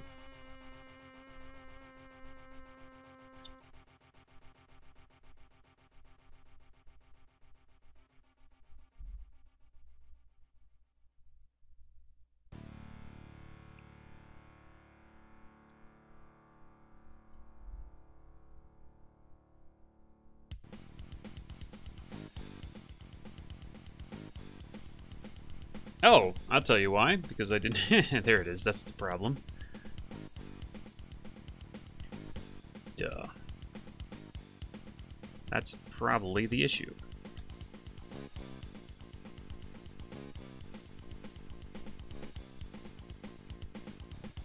I disabled some code because it was broken, and now that's why it wasn't working. So that is the disabled code there.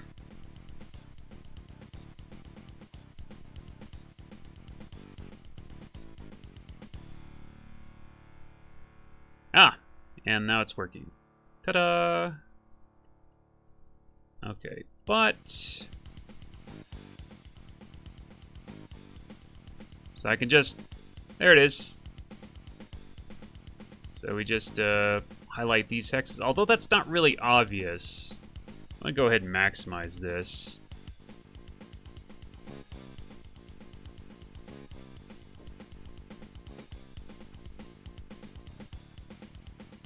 Yeah, well, that's a lot slower when you got to do everything from scratch, Bloodney. That's a lot slower, because, I mean, with a game engine like Unity or like Game Maker or whatever, it's much easier because you got so much stuff already set up for you. But doing it completely from scratch, which I've done, because I started doing things like back in the DOS days, and back then you had to like set the graphics mode yourself. You had to paint pixels on the screen by writing to video memory. So I know what that was like, and I do appreciate all that we have nowadays. Trust me, it's amazing. It's a godsend being able to, you know, work with a software like this. Okay, so that is pretty, that is fairly easy to see. It should be flashing, though. So that's the thing. It should be flashing. But that's working. And I'm getting, well, you know, I'm running several things, so I'm getting like 100 FPS, and that's not very good. But, out in the wild here, when I actually... Let me see what I actually get when I actually, like, run the thing. Like, out of the editor. But it's working. That's beautiful. It's always very gratifying to actually have something work. So far, everything's completely clean. There's no memory issues. There's no nothing. It's a wonderful, wonderful place to be at. Oh, what the heck?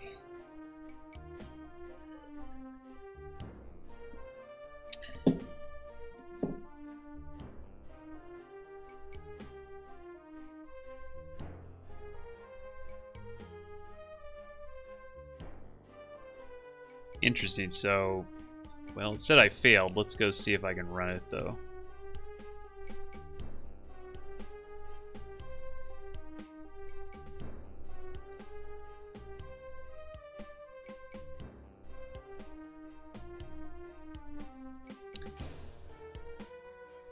No, well, no. Literally, it didn't put anything in there, so let's go ahead and just completely delete that.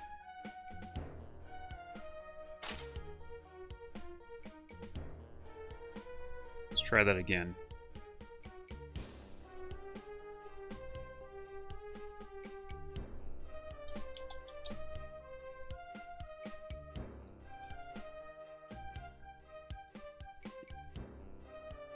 I want to see what the actual frame rate I get it when I actually run the program from, you know, the real folder. Should be getting like 300 FPS even with all the stuff I'm doing right now. Let's see what we actually get here. Okay, so it looks like solid 200.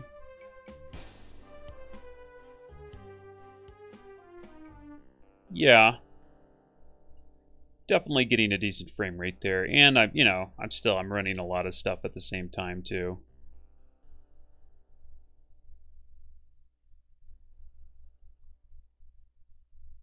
Okay, so there's my hex highlight. So when I click a hex, it highlights, and it stays highlighted apparently, which is fine for now. But we don't actually want to, like, well, we do probably want a function that highlights a bunch of hexes at the same time, maybe. No, I don't know if there's any... I don't know if there's any real call for that. But anyway, we can highlight hexes now, because we've got a highlight layer that should be, like, flashing. It's not yet, but it should be in the future. We want to flash it.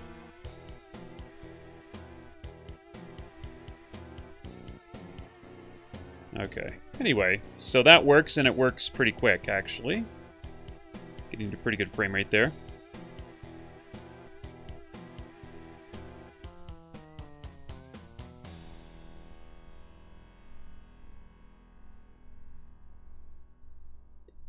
Oh, who can Google it better? Yeah, well, that's another thing that's changed, is the fact that you can look everything up online now. That's another godsend, because... let me tell you, like, back when I was doing it in DOS, there was really not... Well, there was kind of an internet to speak of, but it wasn't anything like it is now, so I had to, like, when I wanted to remember something or wanted to know how to do something, I had to get a book and open up a book and flip through, and oh man, it's so much faster now when I could just, you know, search online for something.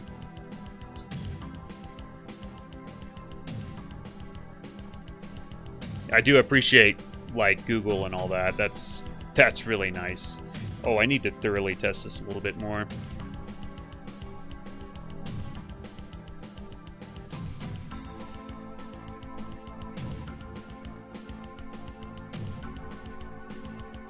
So, okay, so I have wrap X, wrap Y off, right? Okay, so in wrap X, if I click over here, I turn that off, then it should be over here, right? Yep, that's correct. Because if I wrap, then this is over here is like 49 or whatever. Perfect. So this is all working well. Very well. All right. Good.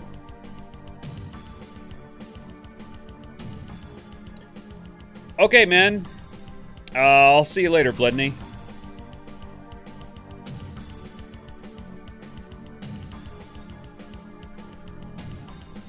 Okay, so I probably want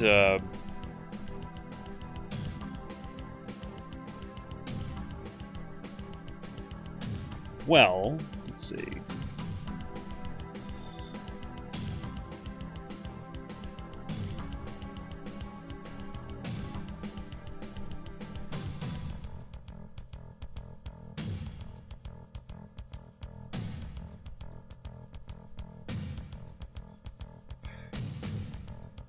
Actually, I want some kind of animation on the hex highlight. Let's go get that done real quick.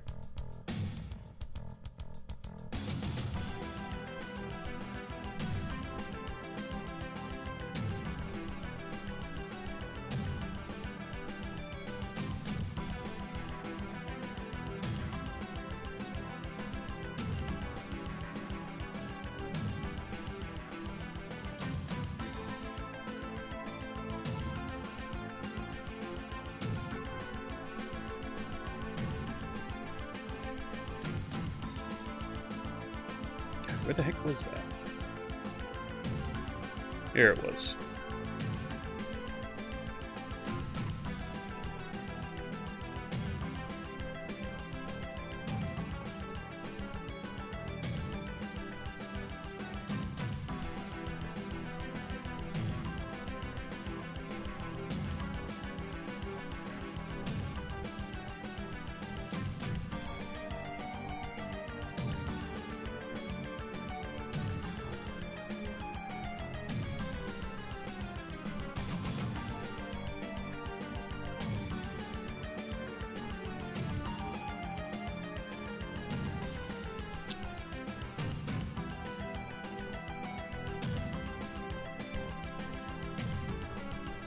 So for different frames,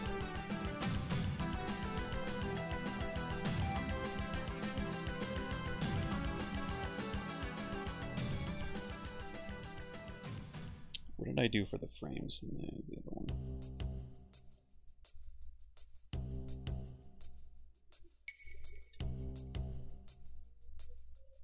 Just that. There were no extra frames.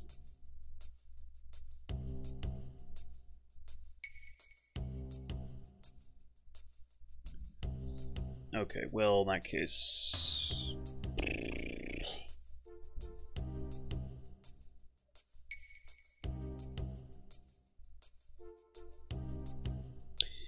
Be sure that that's how I did it. Yep, that's how I did it.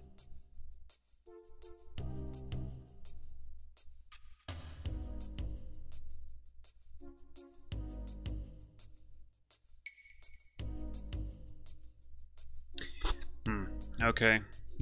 Alright, fine.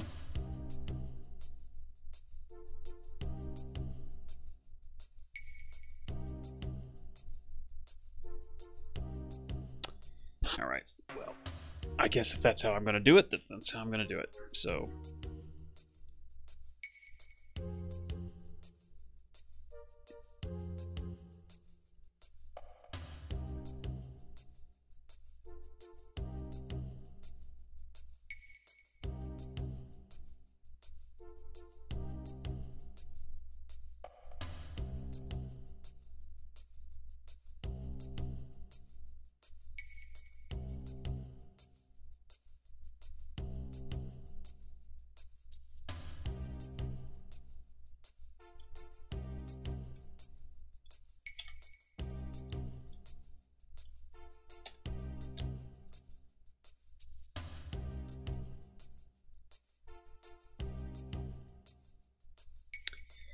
Actually, you know what? It's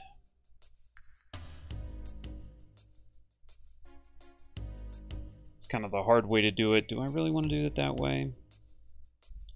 Just making 4 frames or something like that. Cycling through the 4 frames. I'm not sure if I really want to do that. I guess that's probably, nah, that's probably the quickest way to do it. Let's just do it that way then.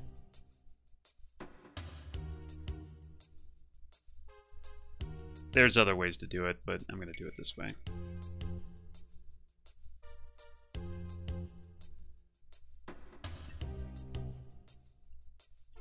I could do it just programmatically is the thing. I could just turn the opacity down just in the code. But I guess I'll do it this way.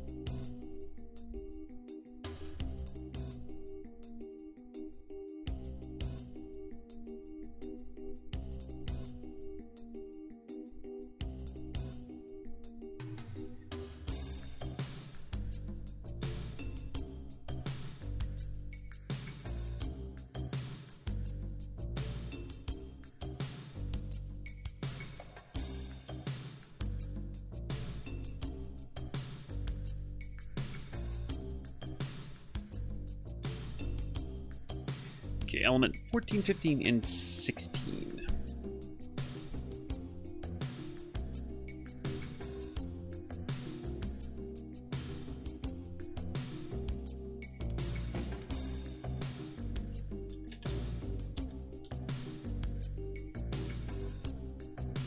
And 17 should be used, and 17? Yeah.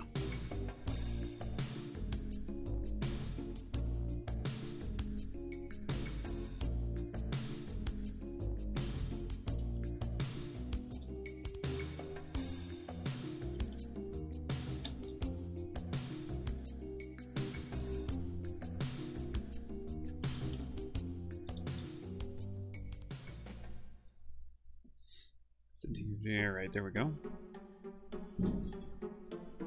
That, let's see, so then we'll start at 17, 15, 16, 15, 14. Yeah. That should be, okay, that should be right.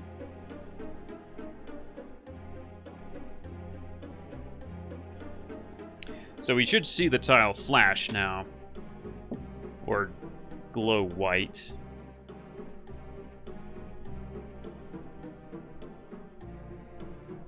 Kind of.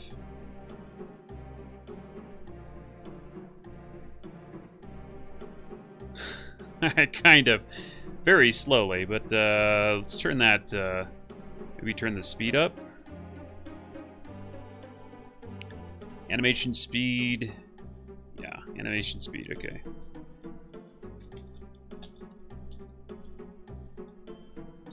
Let's try that.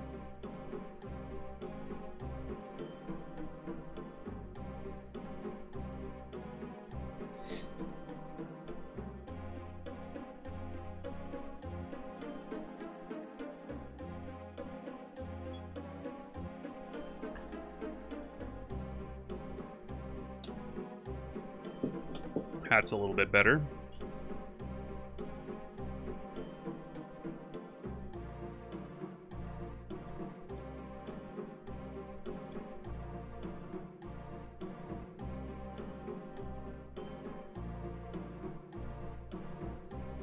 That's fun.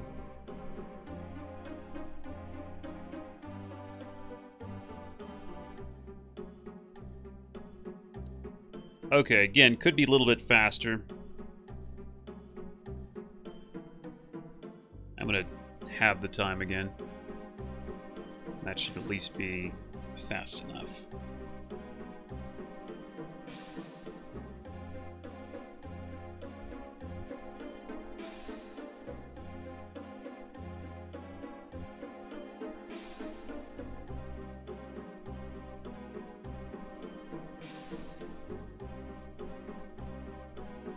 Okay, there we go. That looks better.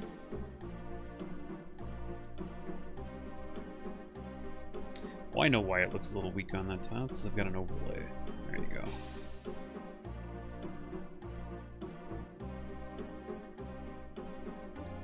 We should come across it again over here, yeah. Beautiful. Beautiful.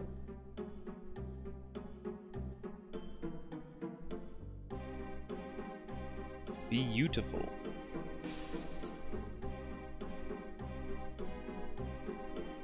Awesome.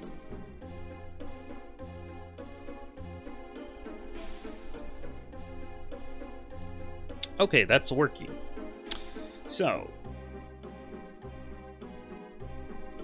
let's see. All right, well, that's part of things. This is something that we need to do. We also need to be able to click on a tile. Bring up info. Actually,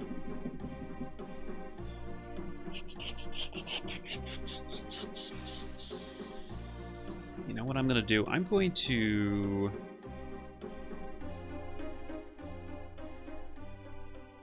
go back to map engine.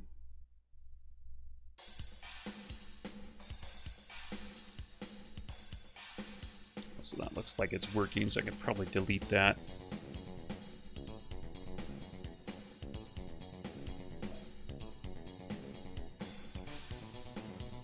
New game, there we go. Okay, create world. I'm going to set...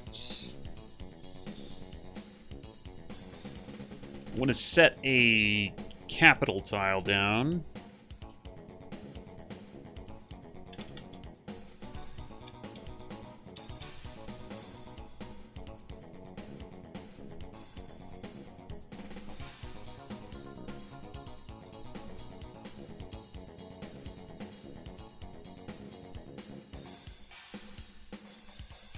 I don't actually have a set tile function yet, do I?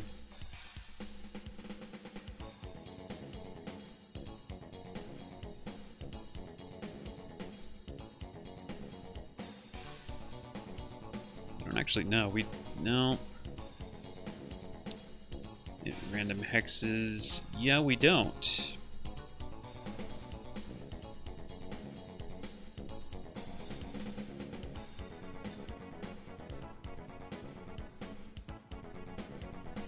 Is there any reason why these hexes need to be public? What if I do that? See if that causes any problems.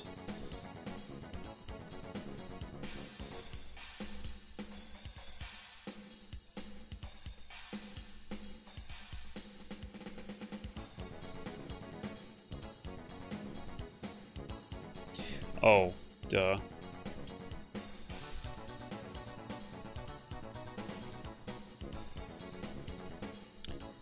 Okay, yeah, set.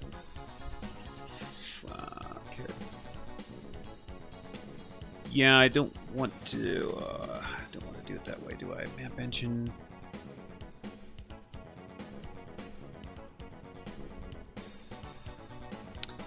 Okay. So that's the only problem with that, because I don't really want those to be public. There's always a chance I might accidentally do something that I shouldn't be doing.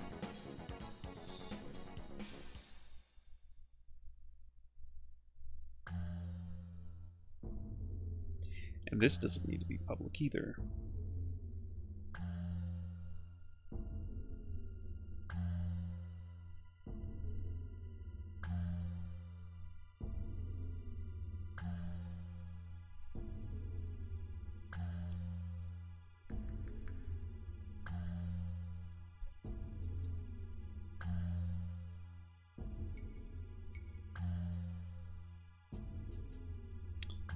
Well, actually,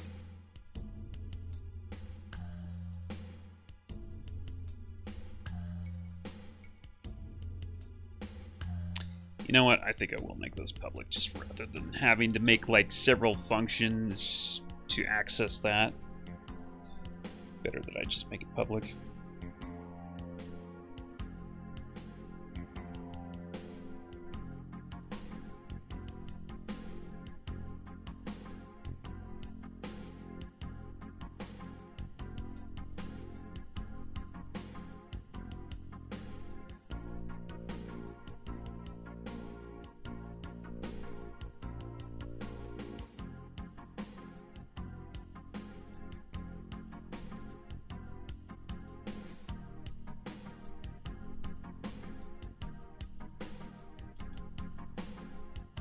I'll be damned, that never says never used. Okay, let's delete that.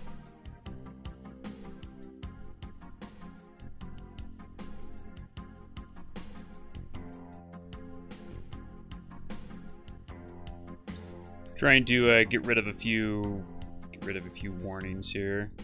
I have a bunch of warnings for things that are not that I'm going to fix later, but then there's also some warnings for some stuff that probably I need to deal with.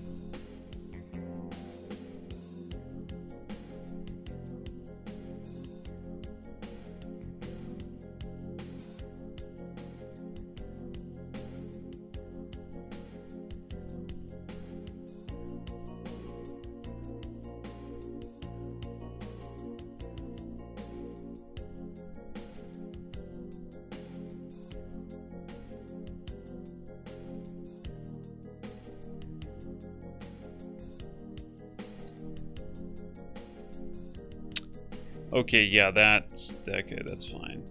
All right, all the rest of the stuff is stuff that we're going to fix eventually, but has to do with completely another part of the game. Also, wow, I am really slouchy, aren't I?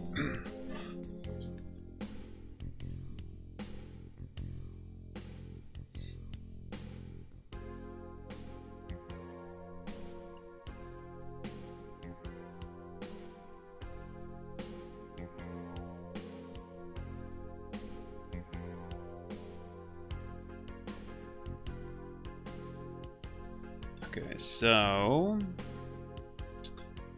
gotta do next. Oh yes, I know what I was gonna do. I was going to. So we were actually going to put.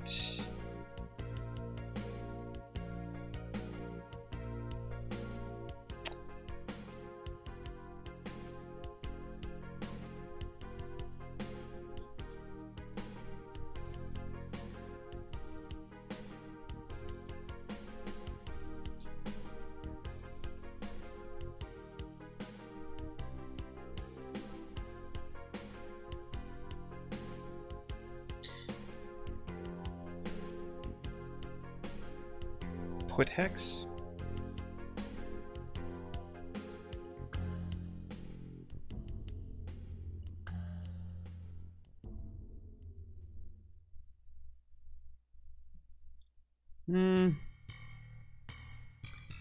It's all the same. I don't know. I just don't like to do that.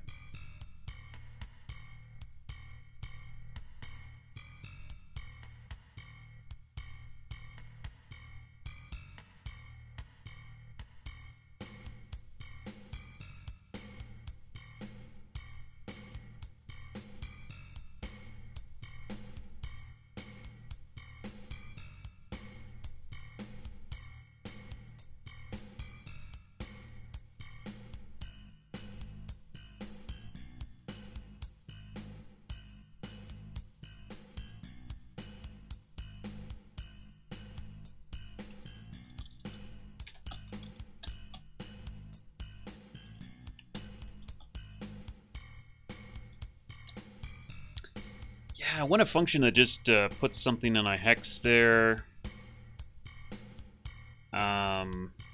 Let's say 25. 25. Dot.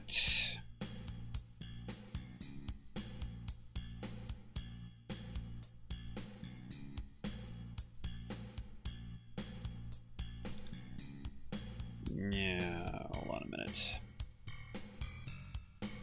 Make a porn game, please. That's not really my specialty.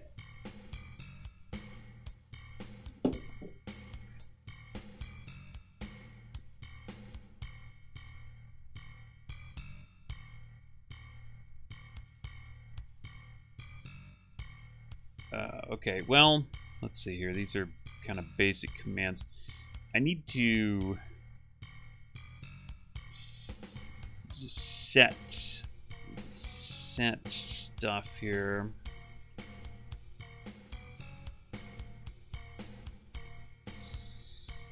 I need some primitives for actually building a map. In other words, I need to set the capital on a tile. I need to set improvements on a tile. Where would I put that? I guess in map class makes kind of the most sense. Or actually maybe maybe the hex class.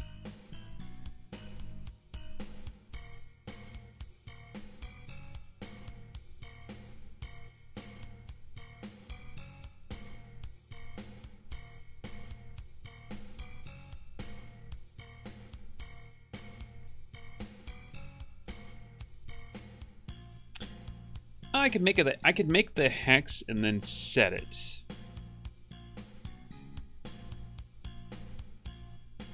Get hex at. I could set the hex at.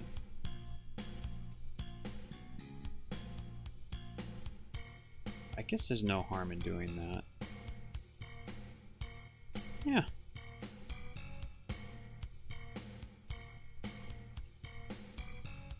We can get hex at, and then we could just.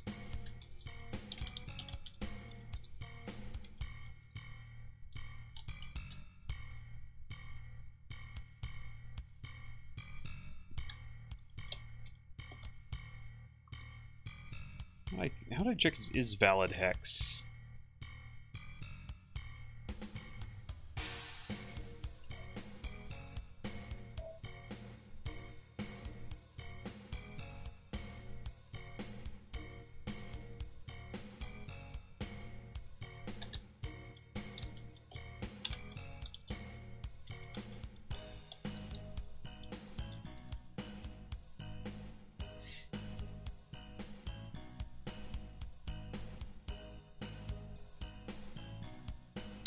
Oh! Silly me.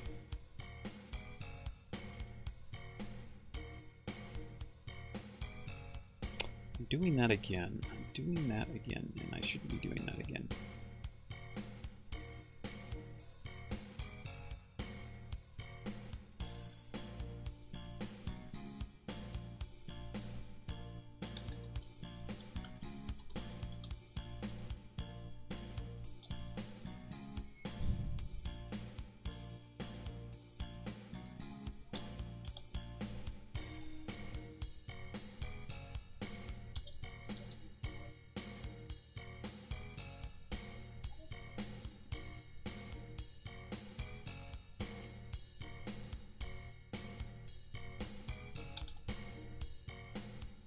What is this game about? This game is an attempt to kind of remake Master of Magic, basically.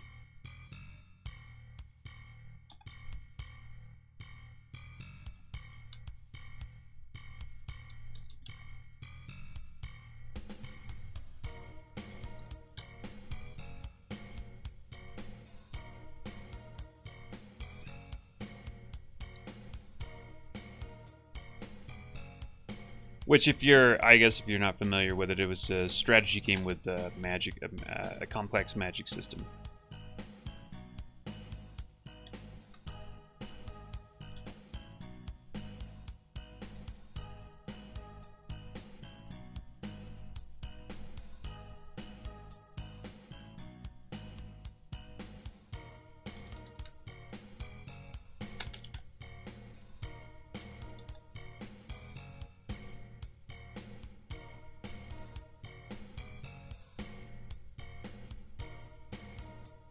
Okay, is valid hex.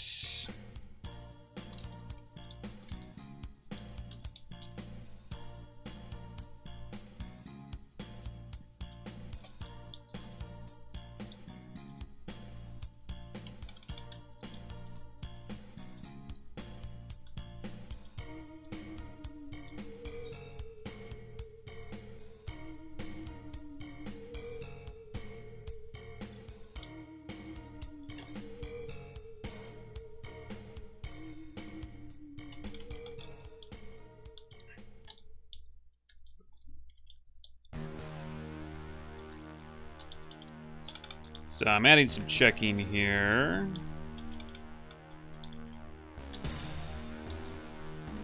Return true. Okay. This thing basically just checks to make sure the coordinates aren't out of bounds.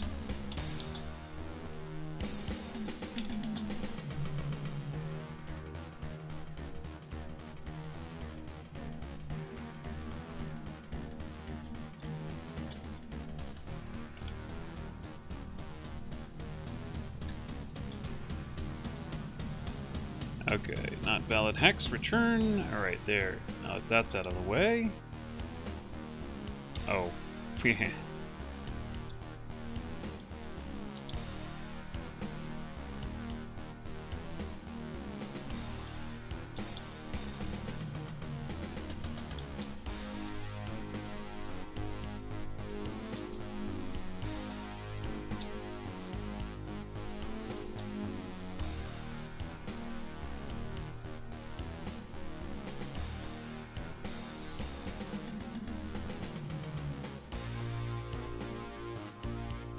Okay, not valid hex, return.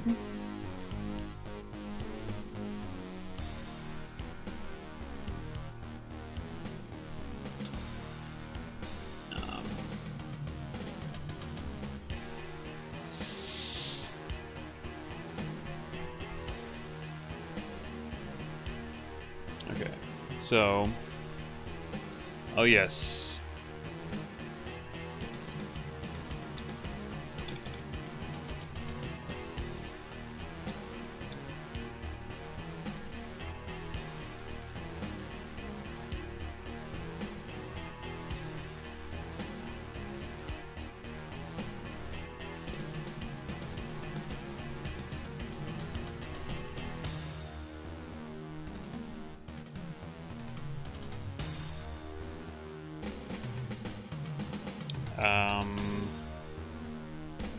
Accordance, okay, whatever. If it's valid hex, not this valid hex, okay. So, hexes, h.x, h.y equals hex. That doesn't work, huh?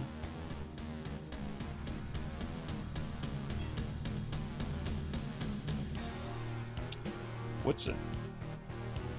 Oh, whoops. Okay.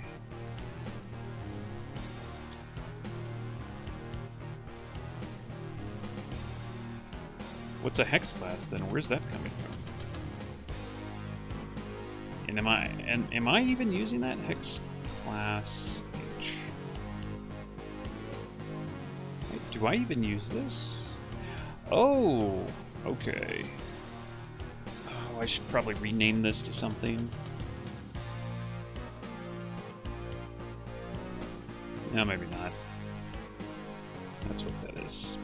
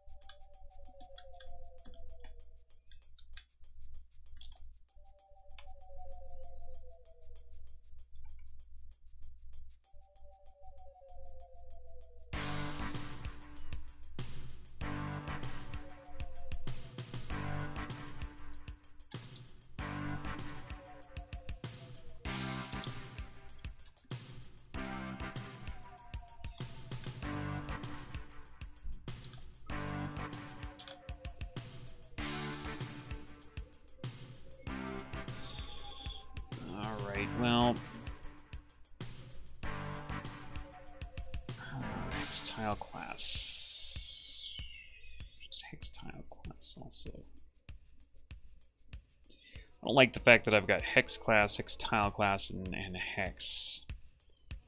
I'm gonna fix that.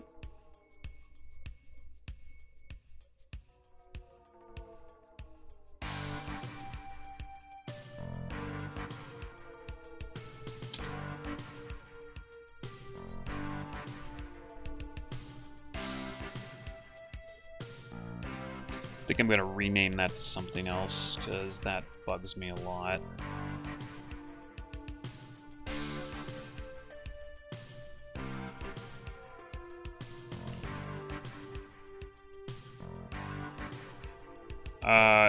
Window hex class.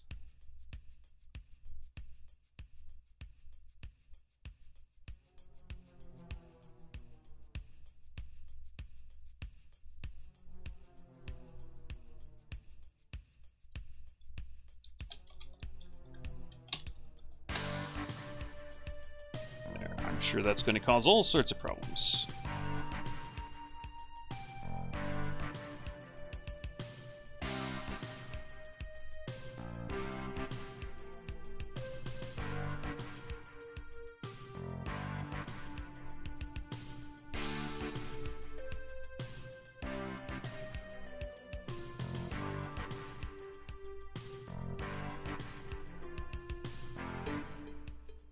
Really, I don't believe that didn't cause an issue.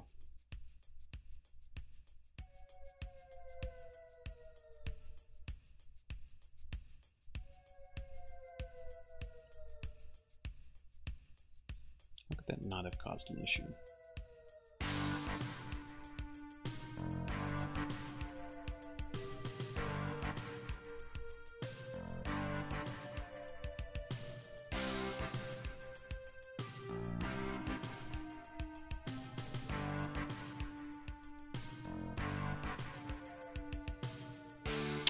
Oh, I'm not even using that class. Oh my god.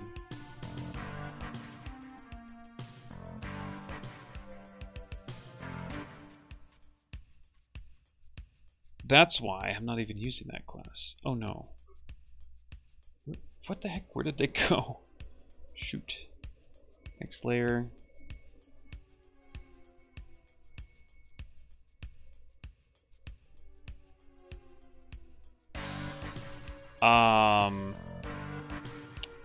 Damn, okay, so I've got stuff that I need to get rid of. Map window hex.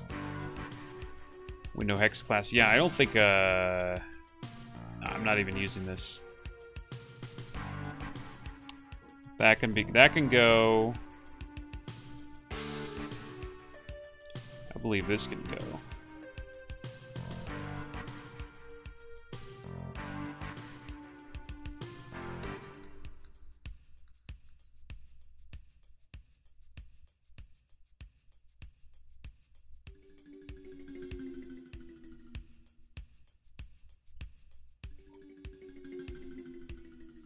Yep, that just got deleted and no problem. Cool. Alright, trimming some code that didn't actually need to be there.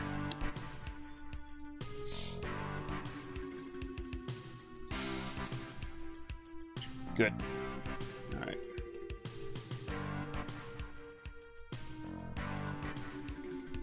So, alright, so what I was going to do originally was... Let's set some things up. Fumita? Alright.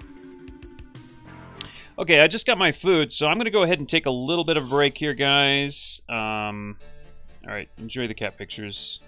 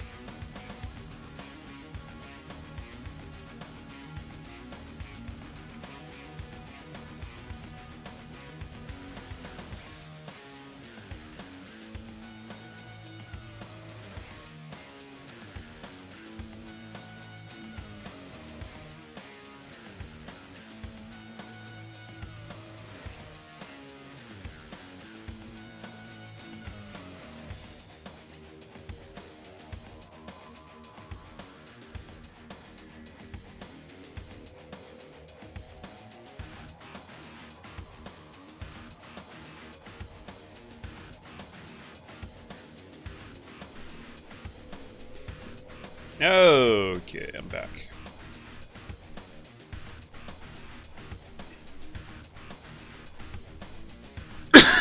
Excuse me.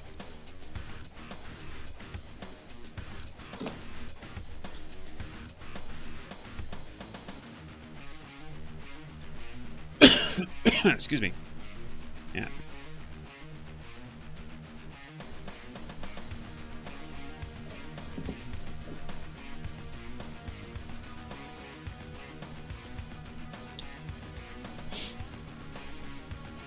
Quake 2, yeah.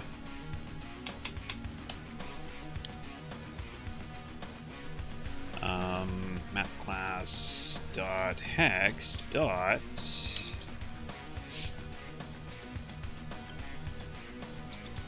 equals new map class dot hex capital dot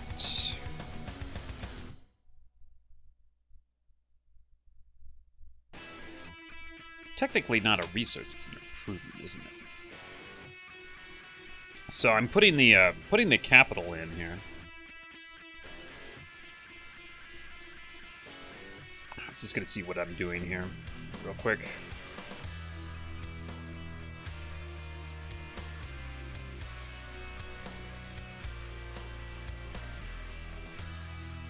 We don't have an improvement layer, do we?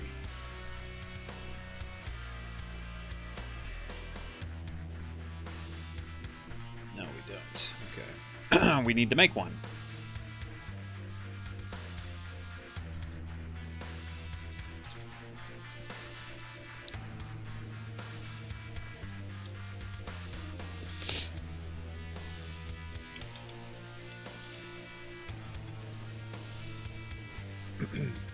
So, improvement layer. We're making a new layer here for the improvements. Those are things that you can add to tiles. There's the terrain, like desert, swamp, water, whatever. There's the resource, like hills, forests, you know, magic, whatever.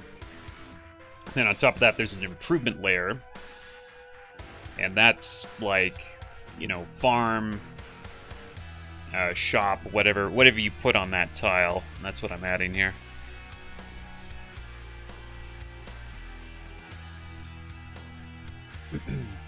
Then above that, of course, the flash layer.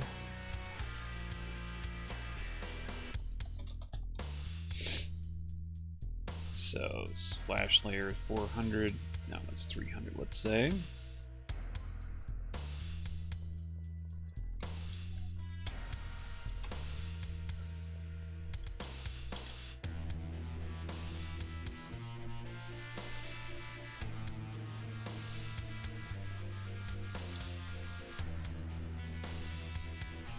Okay, that should be good. Okay, and then now in the map engine I can do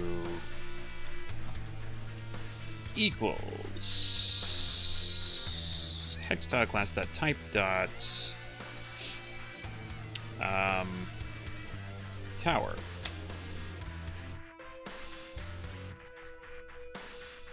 And then dot set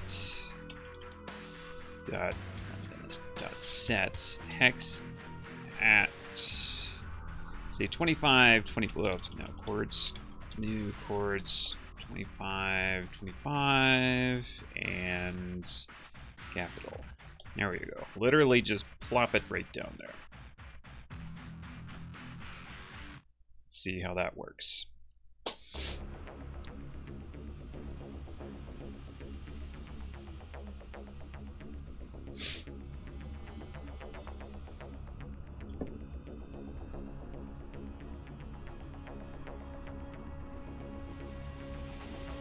So when I get to 25, 25, should be around here somewhere. I should see it.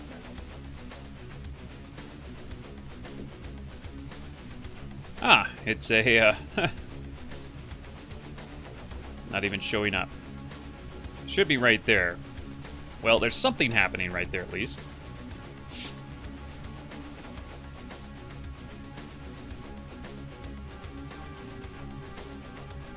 Okay,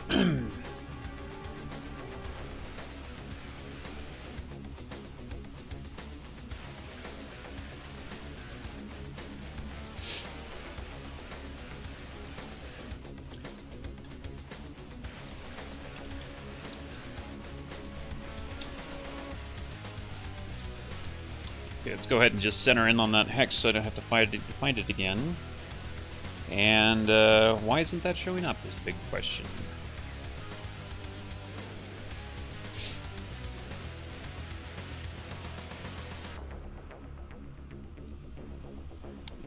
It's getting there, so that shouldn't be a problem. So the hex tiles should be showing up, right?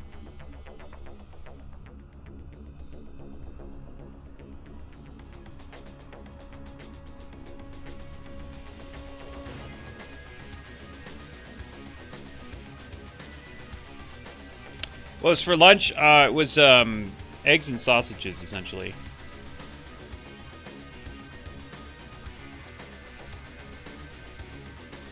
I think I know one of the problems.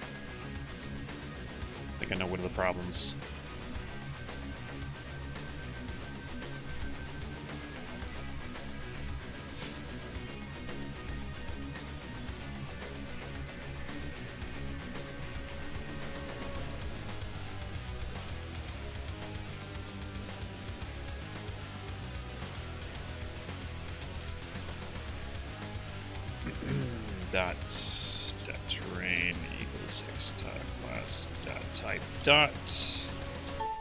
Oops, come on. Dot. Let's say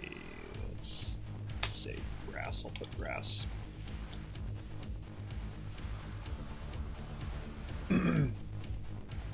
Oh. Well. You can't get good bacon around here. Otherwise, it would be bacon.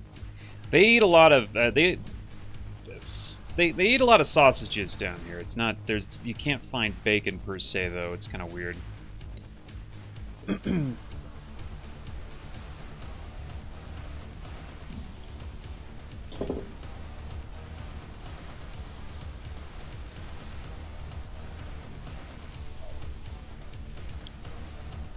That should definitely show something up.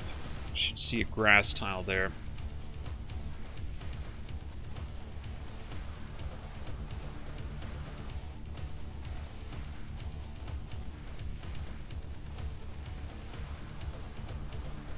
There's the grass tile. Interesting, but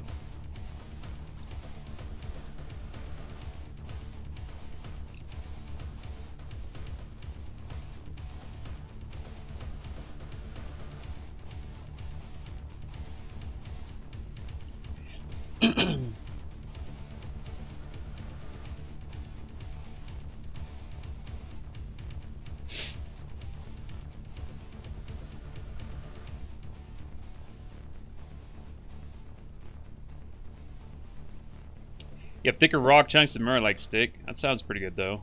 That's better than what we have though. It's well, they do eat a lot of pork around here, but for some reason they don't get the the only bacon you can find is like going to be in like Walmart. There's nothing local that I don't know. Maybe I haven't looked for it hard enough. I know the word for it. It's tocino. But I can't. It's difficult to find except in the stores where it's not even really like it's more artificial.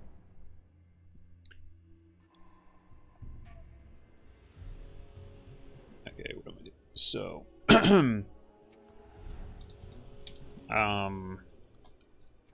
animate if animate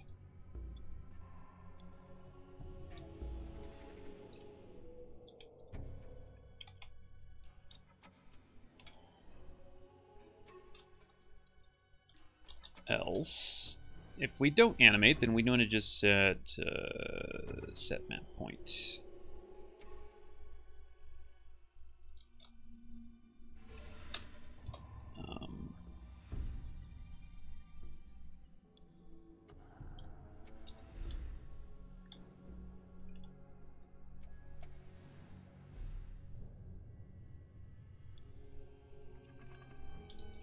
so I don't want to animate that. I do want to animate it other places, I think. Still don't know why the thing isn't showing up, though.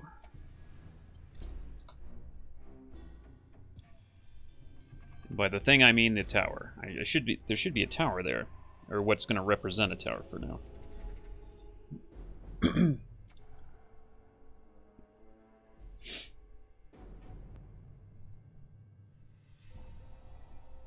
Oh, yes. Well, it's the start of the game developing in my spare time. This isn't like 100% I do this every day, you know, 8 hours a day. It's more like I do this kind of like when I can find the time. So at this point, I think, like, if I were to do it, you know, full time, work on this game, it would probably take...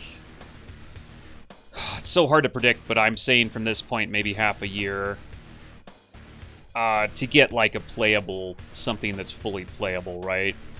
To get it polished would be maybe another 3 to 4 months or half a year. So maybe to get the whole thing, like, at a polished release date, maybe a year. It might be quicker, though, because you have to understand that I'm borrowing a lot of code. Like, I'm not new to Unity anymore. Like, when I did Maze Quest 2, I was completely new to Unity. Now that I know Unity, and I have a lot of base code to borrow from, it might be actually a lot faster. I don't know. It's so hard to predict sometimes how long a project like this will take.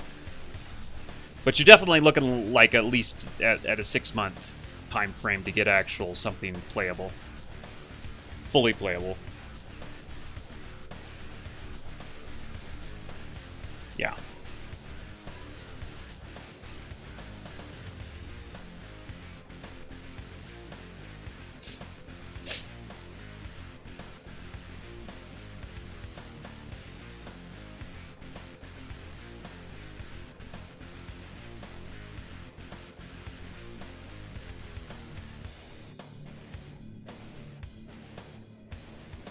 Right now, I'm really trying to figure out why this doesn't work.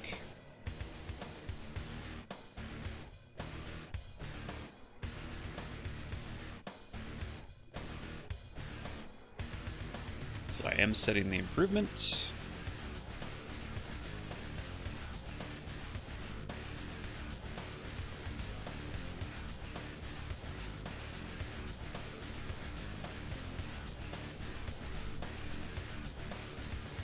Definitely happening. I've got proof that that's happening.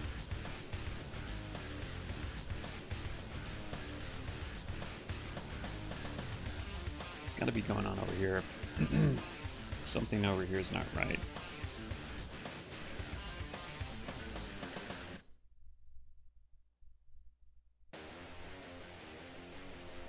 Oh, that's why. Duh. Thought for sure that I fixed that.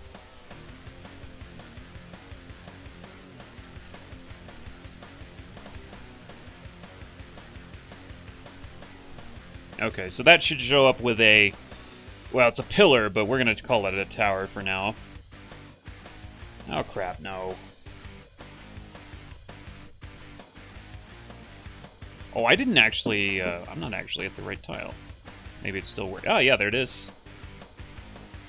So that worked, but for some weird reason I'm not showing up at the right tile.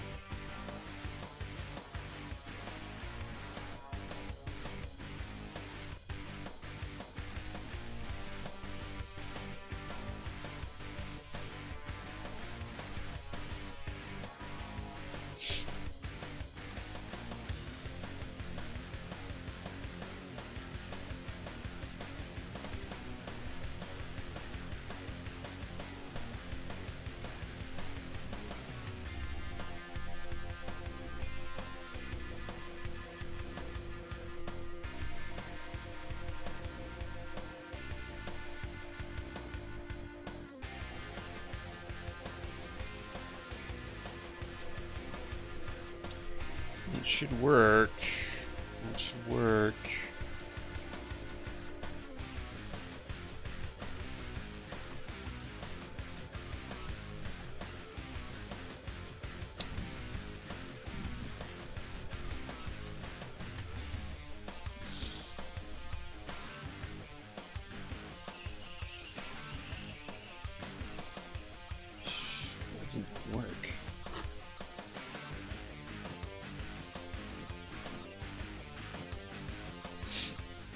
Maybe I know.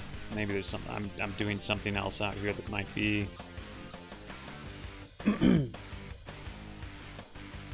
I've got a feeling.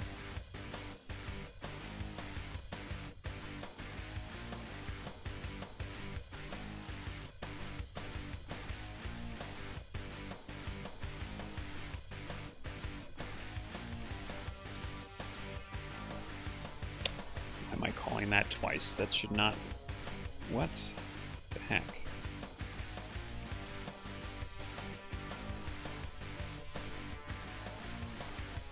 What the heck?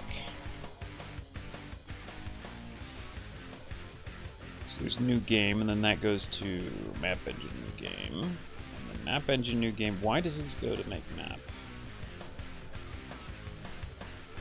Why is this calling new game? This is so weird. Oh, okay, that's probably leftover code. What is calling make map then?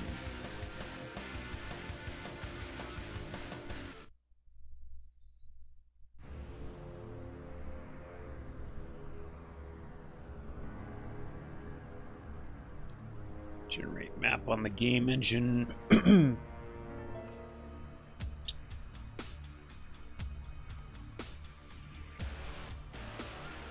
Make map window would be more accurate. So as not to confuse myself. Did I find a monitor? No, I haven't actually looked yet. It's kind of like on hold whether or not I'm going to need to do that, so...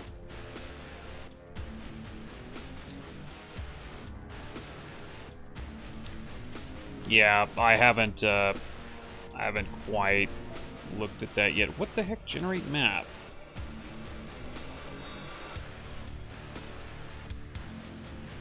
Okay, generate... Am I even using this? Maybe I'm not even using this. I think I'm not even using this. This is old stuff that I'm probably not even using. Let me make... I'm going to make sure that that's even being used. If not, I'm going to delete it.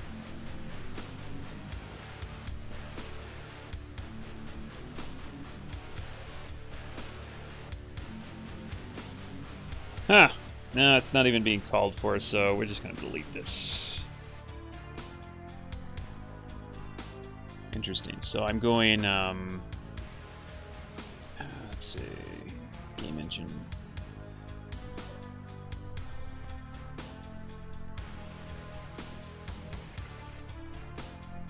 Change menu, okay.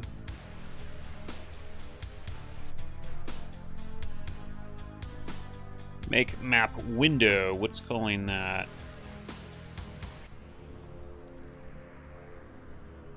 Oh yeah, really? Guilty Gear X. So make map window isn't even being called. What in the heck? I don't even believe it. That's not possible. Map window.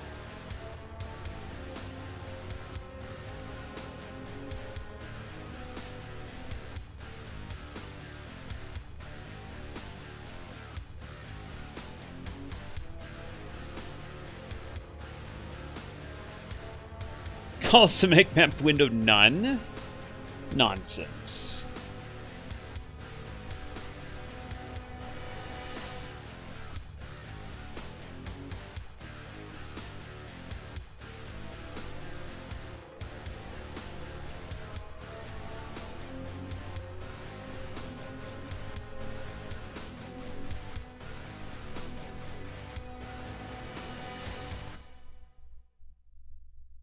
I don't buy it. It's gotta...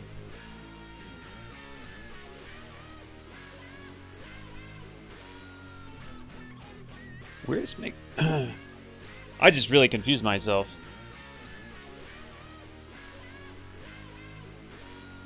This isn't being called anywhere.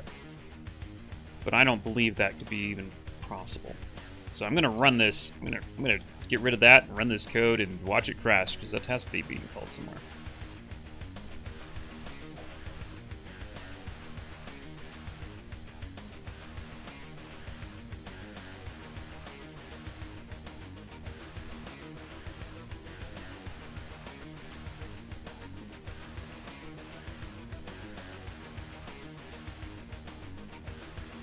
What? Oh. Okay, I know what's going on. All right, the reason why I couldn't find out where it was being called was because it was being called outside the code from the editor. That's why. Okay. So it would be on the start menu. Yeah. Well, you know what? I don't even like how that's working anyway. So let's revise that.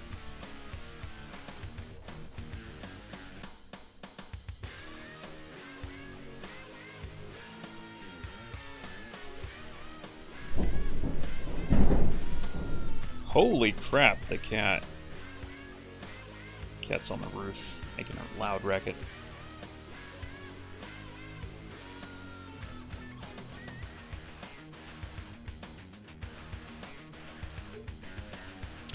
Okay, so I don't even want to do the make map window thing. Instead, I want to do...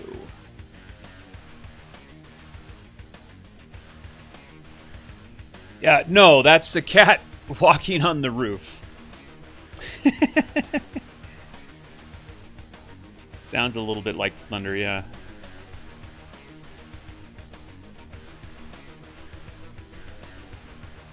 There's what do they call it? The oh,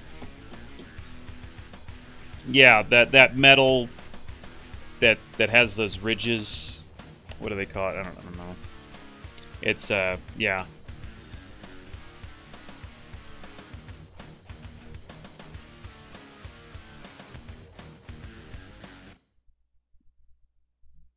Yeah, it's not tiling.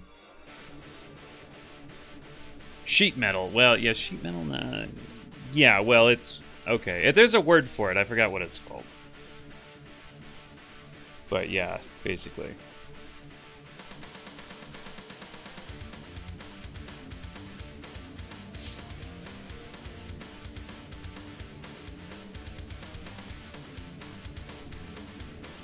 I don't really know if I should be doing that from there, is the thing.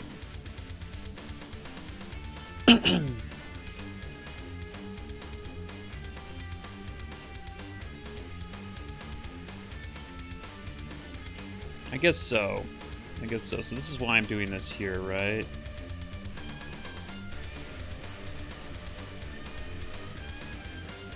This is why I had generate map,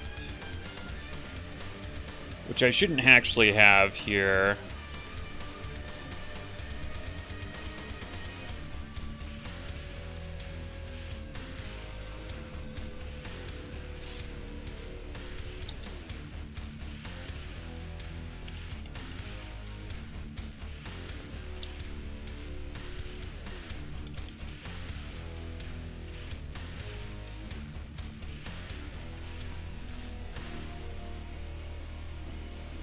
I shouldn't have this here.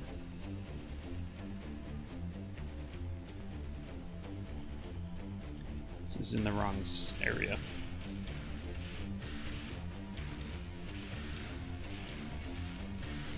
Yeah, this shouldn't be here.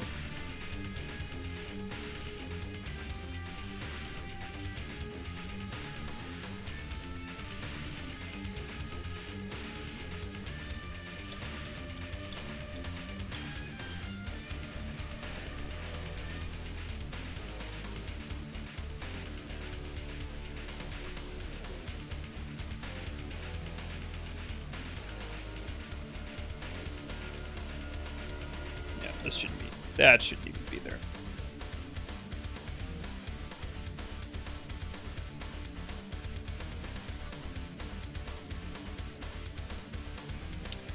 And then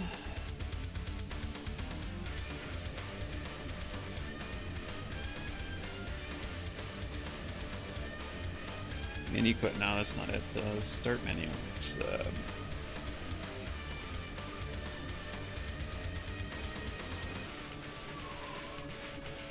main menu class is what I want to open up. Because that, what I'm doing there should be controlled by the main menu.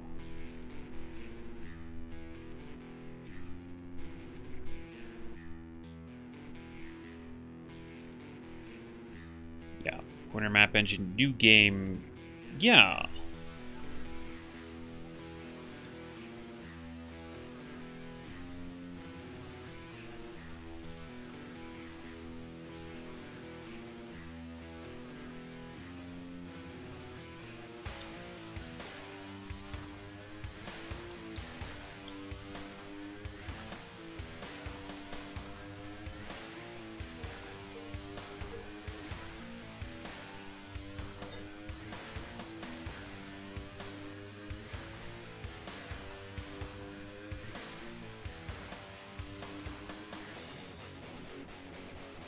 Okay, so we want main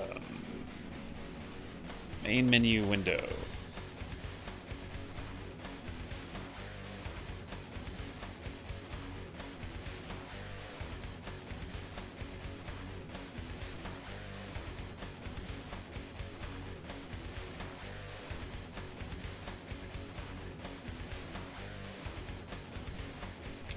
I don't actually have that attached to an object, do I?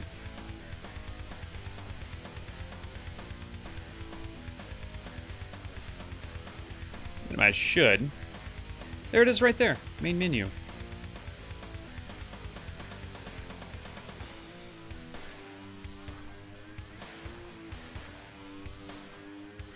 It's not showing up. What the heck? There it is. Okay. New game. There! That's what that's what it should be.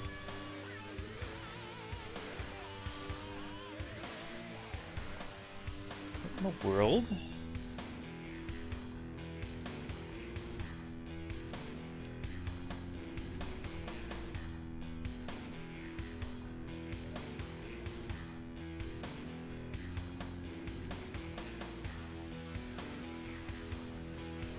Yeah. I'm not sure how that got screwed up, but that did get screwed up. Okay, yeah, I knew it couldn't be that confusing.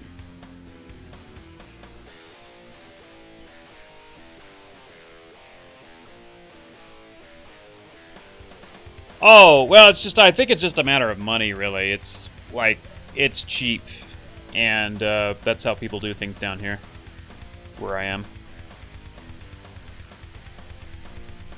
Yeah, it's just a matter of money. Okay, so I could get rid of the phase game. Oh yes, we need to switch the phase.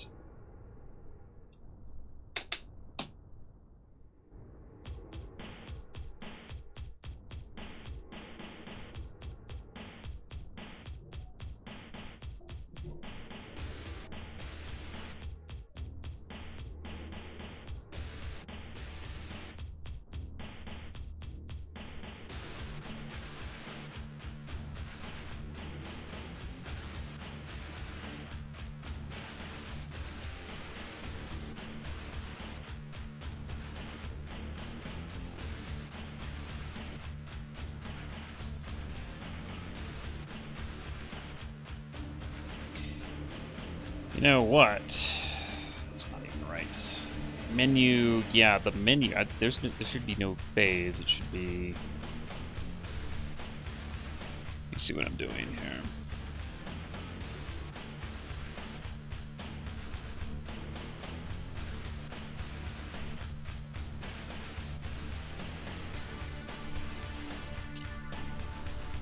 That's confusing. Why am I doing like that?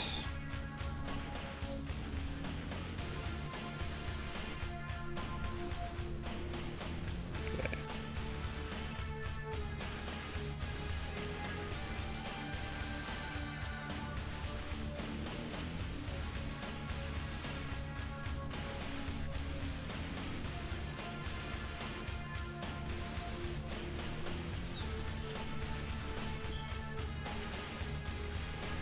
It should be just based on what menu is up. That should determine what update it's running, what part of the engine it's running.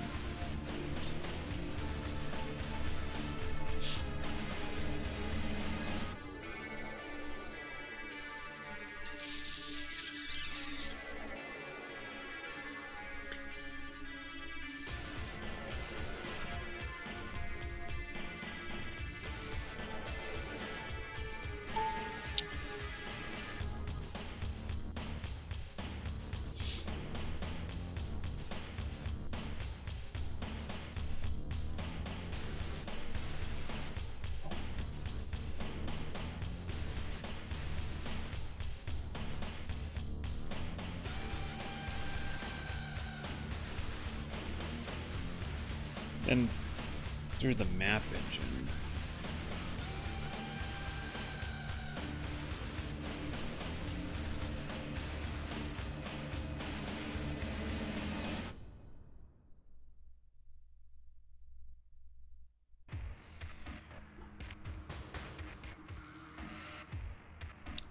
Well, I'm trying to figure out. Trying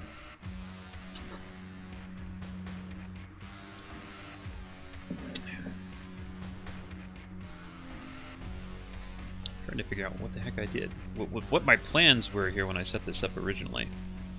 Because I've got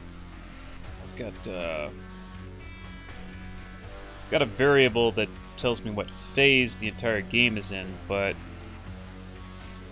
I'm thinking I want to maybe get rid of that because I've already got a variable that should tell me what window I'm in. So if I know what window I'm in, I don't need to know what phase of the game I'm in because I can figure that out. Shouldn't be that well.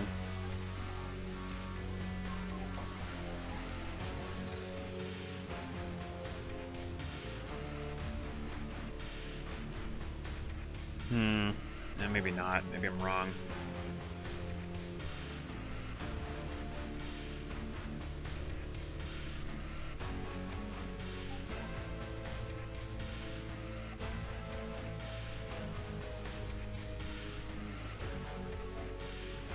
Yeah, no, maybe that's right. Maybe that's right. Okay. Still, I need to do this a little bit better, though.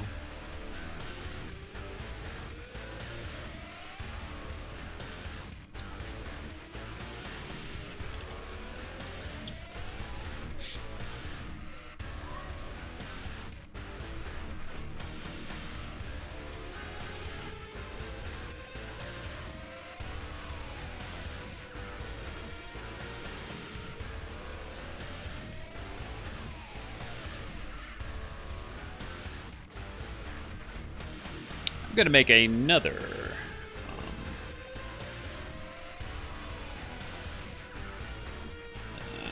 public static game engine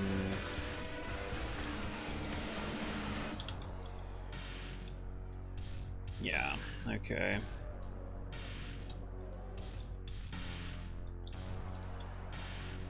Do that.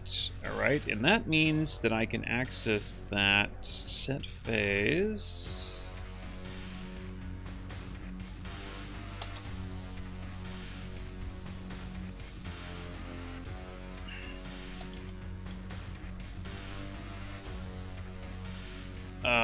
Yeah, hold on a minute. Set phase.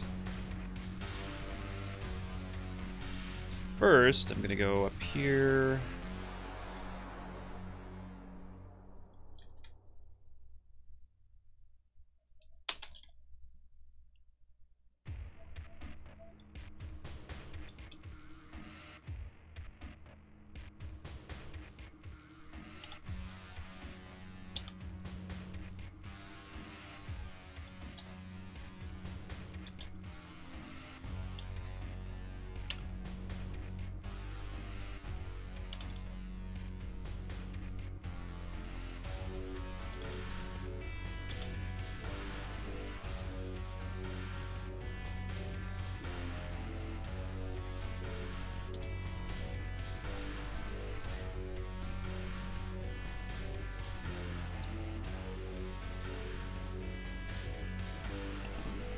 Phase, alright, so game phase.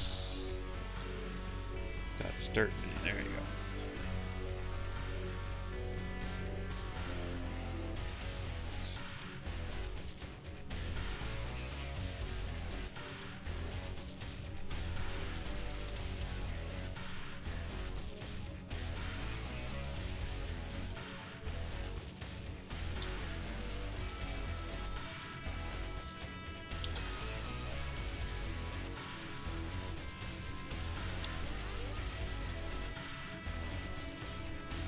Start menu, there we go. That works, okay. Game phase B.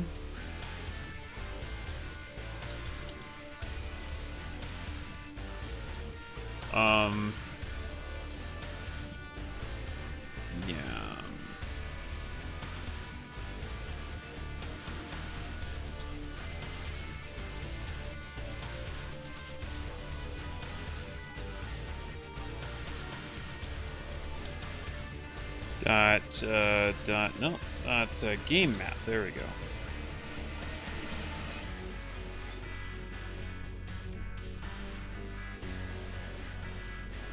Actually, this probably should be public. Why would it? There we go.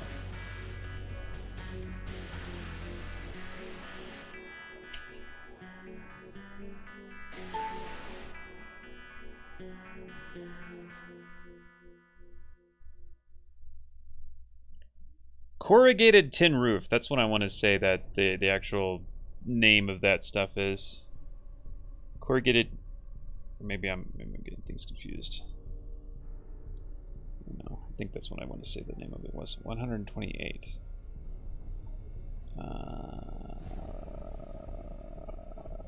Map class 128. 128.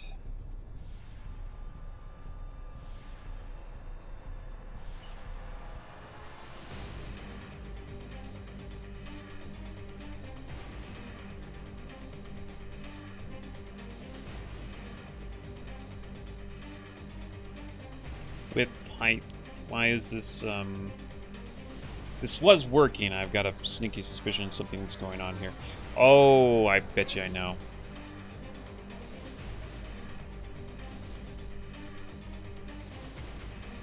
I know exactly what's going on. Okay, so it's in the update function here.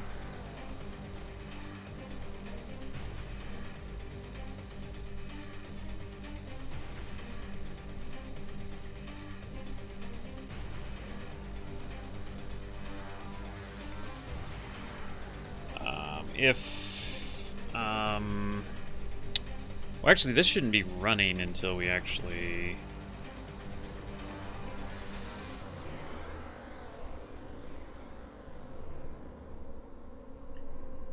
Yeah, this shouldn't be running yet. So why is that? Why is that running?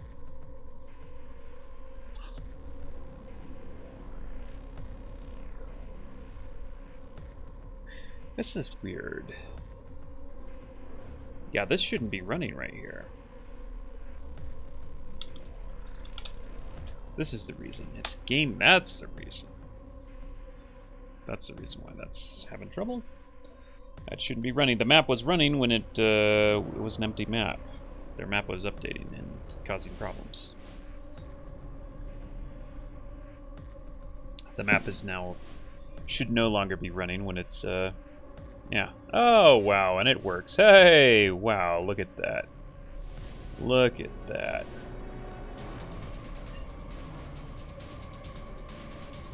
Look at that. Isn't that the most beautiful thing I've ever seen?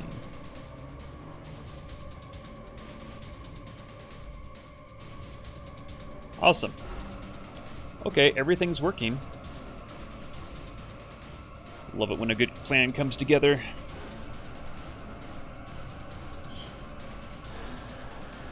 Okay, so I got it. Pretty much got it. So that's the next step.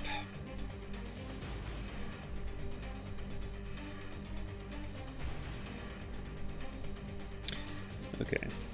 Yeah, that's where we start. We're zoomed in on that spot. So the first thing you'd want to do is click on and maybe get some information about your capital.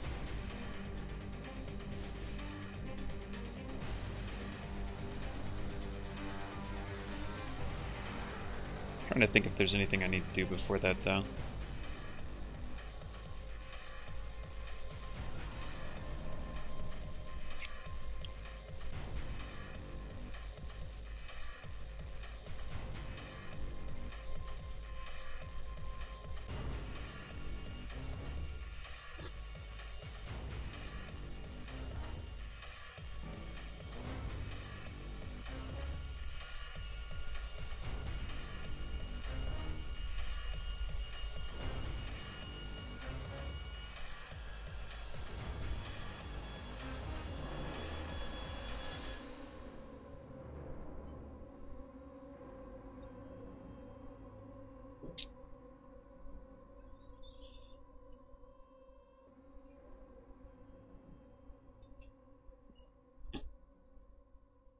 Now I'm not quite sure. Well, I got that done, and now I'm not like, it's like, what do I do now? I need an attack plan for this. Usually how I do this, how I build games, is I just kind of go down the list of, okay, what do you do? What do you have to do? Like, how do you play the game, and what do you have to do to make, you know, make this or that function happen, and just keep going. So I definitely, I needed to click on a hex and get it to flash. I did that. I need to click on a hex, and I guess I need to click on a hex and actually get the info from that hex to pop up in that little thing. I guess I could do that. Because I have this little detail box, which is supposed to give you detail on each individual hex, but it doesn't yet because we haven't set it up yet. I'm just kind of wondering if that's really what I want to do here.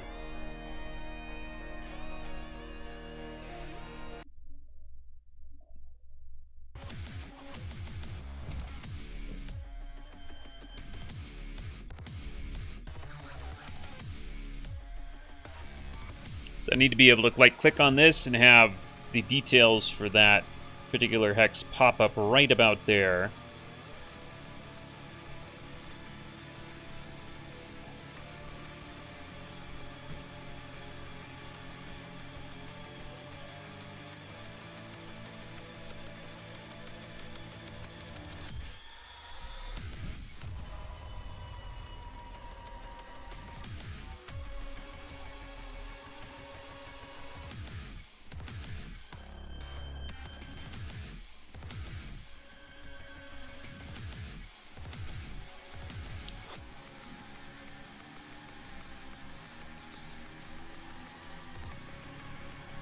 Or maybe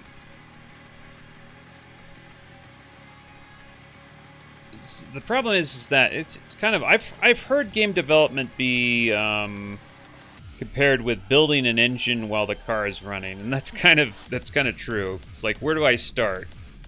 And where do I go? Yeah. So because I don't exactly know what details I have a rough idea of what details I need right here, but I don't exactly know yet for sure. Maybe it'd be better just to make the menu to for the city screen first, and then after that I would know exactly what details I need to pop up here.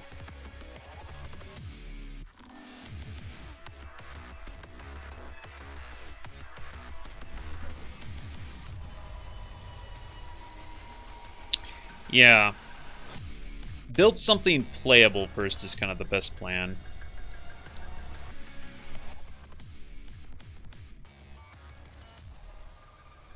Like, build the bare minimum. Yeah, build the bare minimum that you need to actually play the game. So, what I would need, the next thing I would need to actually play the game would be the actual, like, city screen, where I actually have a build queue and I line things up to build, and I have a list of things that I have, you know, buildings that I have, etc. So I think that would basically be the next thing to tackle, because then from there I would know other things that I need for, like, you know, tile info and stuff like that.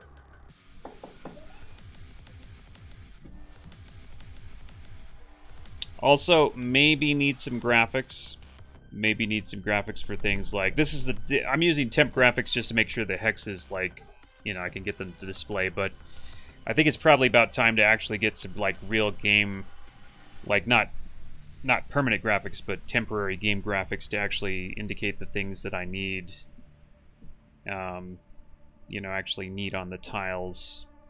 Like, I need, you know, I've got like the basic terrain tiles, you know, which are basically just colored hexes. Then on top of that, I need things like forests, mountains, let's say rivers, you know, any other kind of, like, hills or something like that. And then on top of that, I'd need things like resources, you know, magic node type stuff.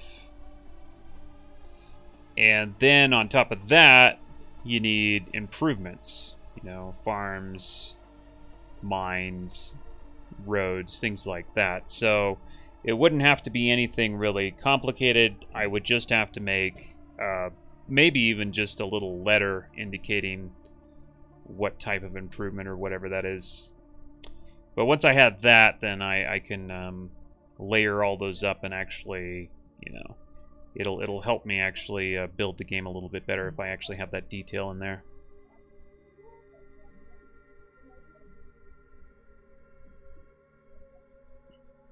Oh, and Maze Quest 2? Yeah, well, that's Maze Quest 2. This is a different game. Yeah, I realize that. Flashings are too strong. That may be the case. I went a little crazy on some of the, like, the spell animations. But this is a different it's a different deal here. This is a totally different game.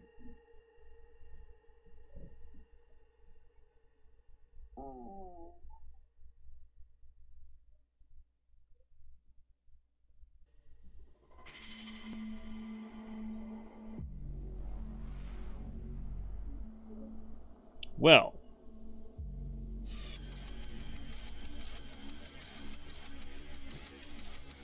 another thing I could do real quick.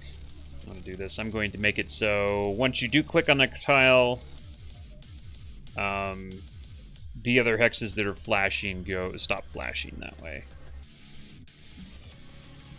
That way, we don't just keep clicking things and adding hexes that are flashing.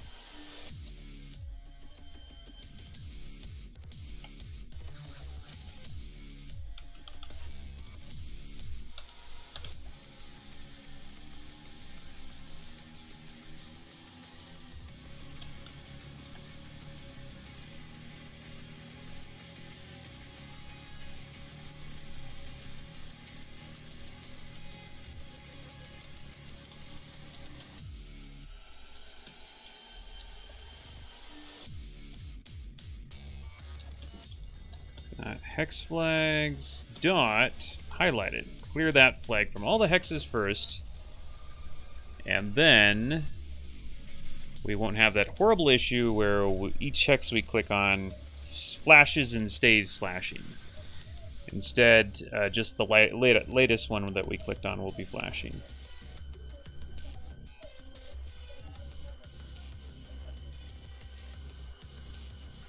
Yep, there we go. Woo!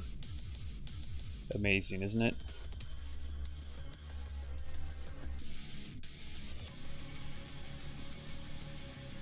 Beautiful. Well, I'm pretty happy with what I've done here, as far as the engine goes overall. And things are set up really clean, and so there's a lot of potential in the future to really make something amazing here. Also kind of proud of the fact that I did it myself. This is not like the usual Unity template for doing things. I did a lot of custom stuff. So, but I did it that way for reasons, because I want things to be really fast. So I don't want to I don't want to use it like anything that's clunky or takes too many, like take too much memory. Oh, that might be the guide hex. I have like a hex that's yeah, I have a hex that's overlaid on the entire screen. Like, you might be talking about this here.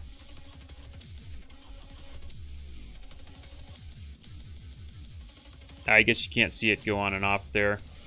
But there's a hex right in the center that's overlaid there. That's so I can see where the center is. So if I line that up with a hex, I know exactly, like, that hex is exactly centered, and I can see what hex that is. That's 2417 or 2418 maybe. That's why that's there, if that's what you're talking about. That's just temporary. That's just like when I was getting the coordinate system down and, you know, making sure everything lined up. Yeah, that's why that was there. I can actually get rid of that now since everything's working like it should be. So that's right here. That's that right there. It's overlaid on top of everything. So sometimes you can't do everything in your head. Sometimes you actually have to, like, twiddle with things and you know, just see if they work, you know. So I have that hex there to make sure things line up. I know that hex is in the center of the screen no matter what. And if I type in a coordinate and it goes to that hex and that hex lines up perfectly with that overlay hex, then I know that the coordinates are point on. And yeah. So that's why that's there.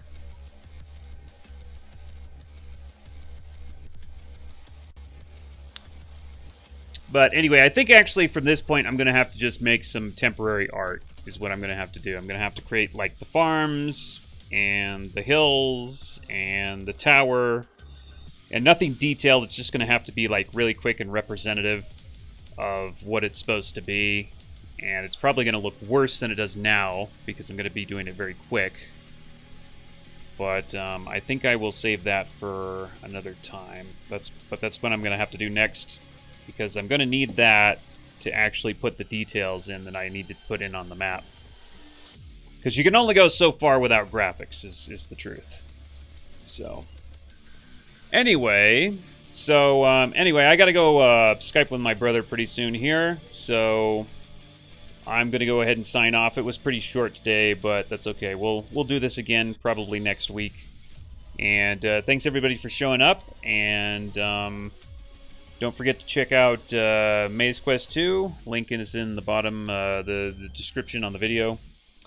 And I'll talk to you guys later. Bye-bye.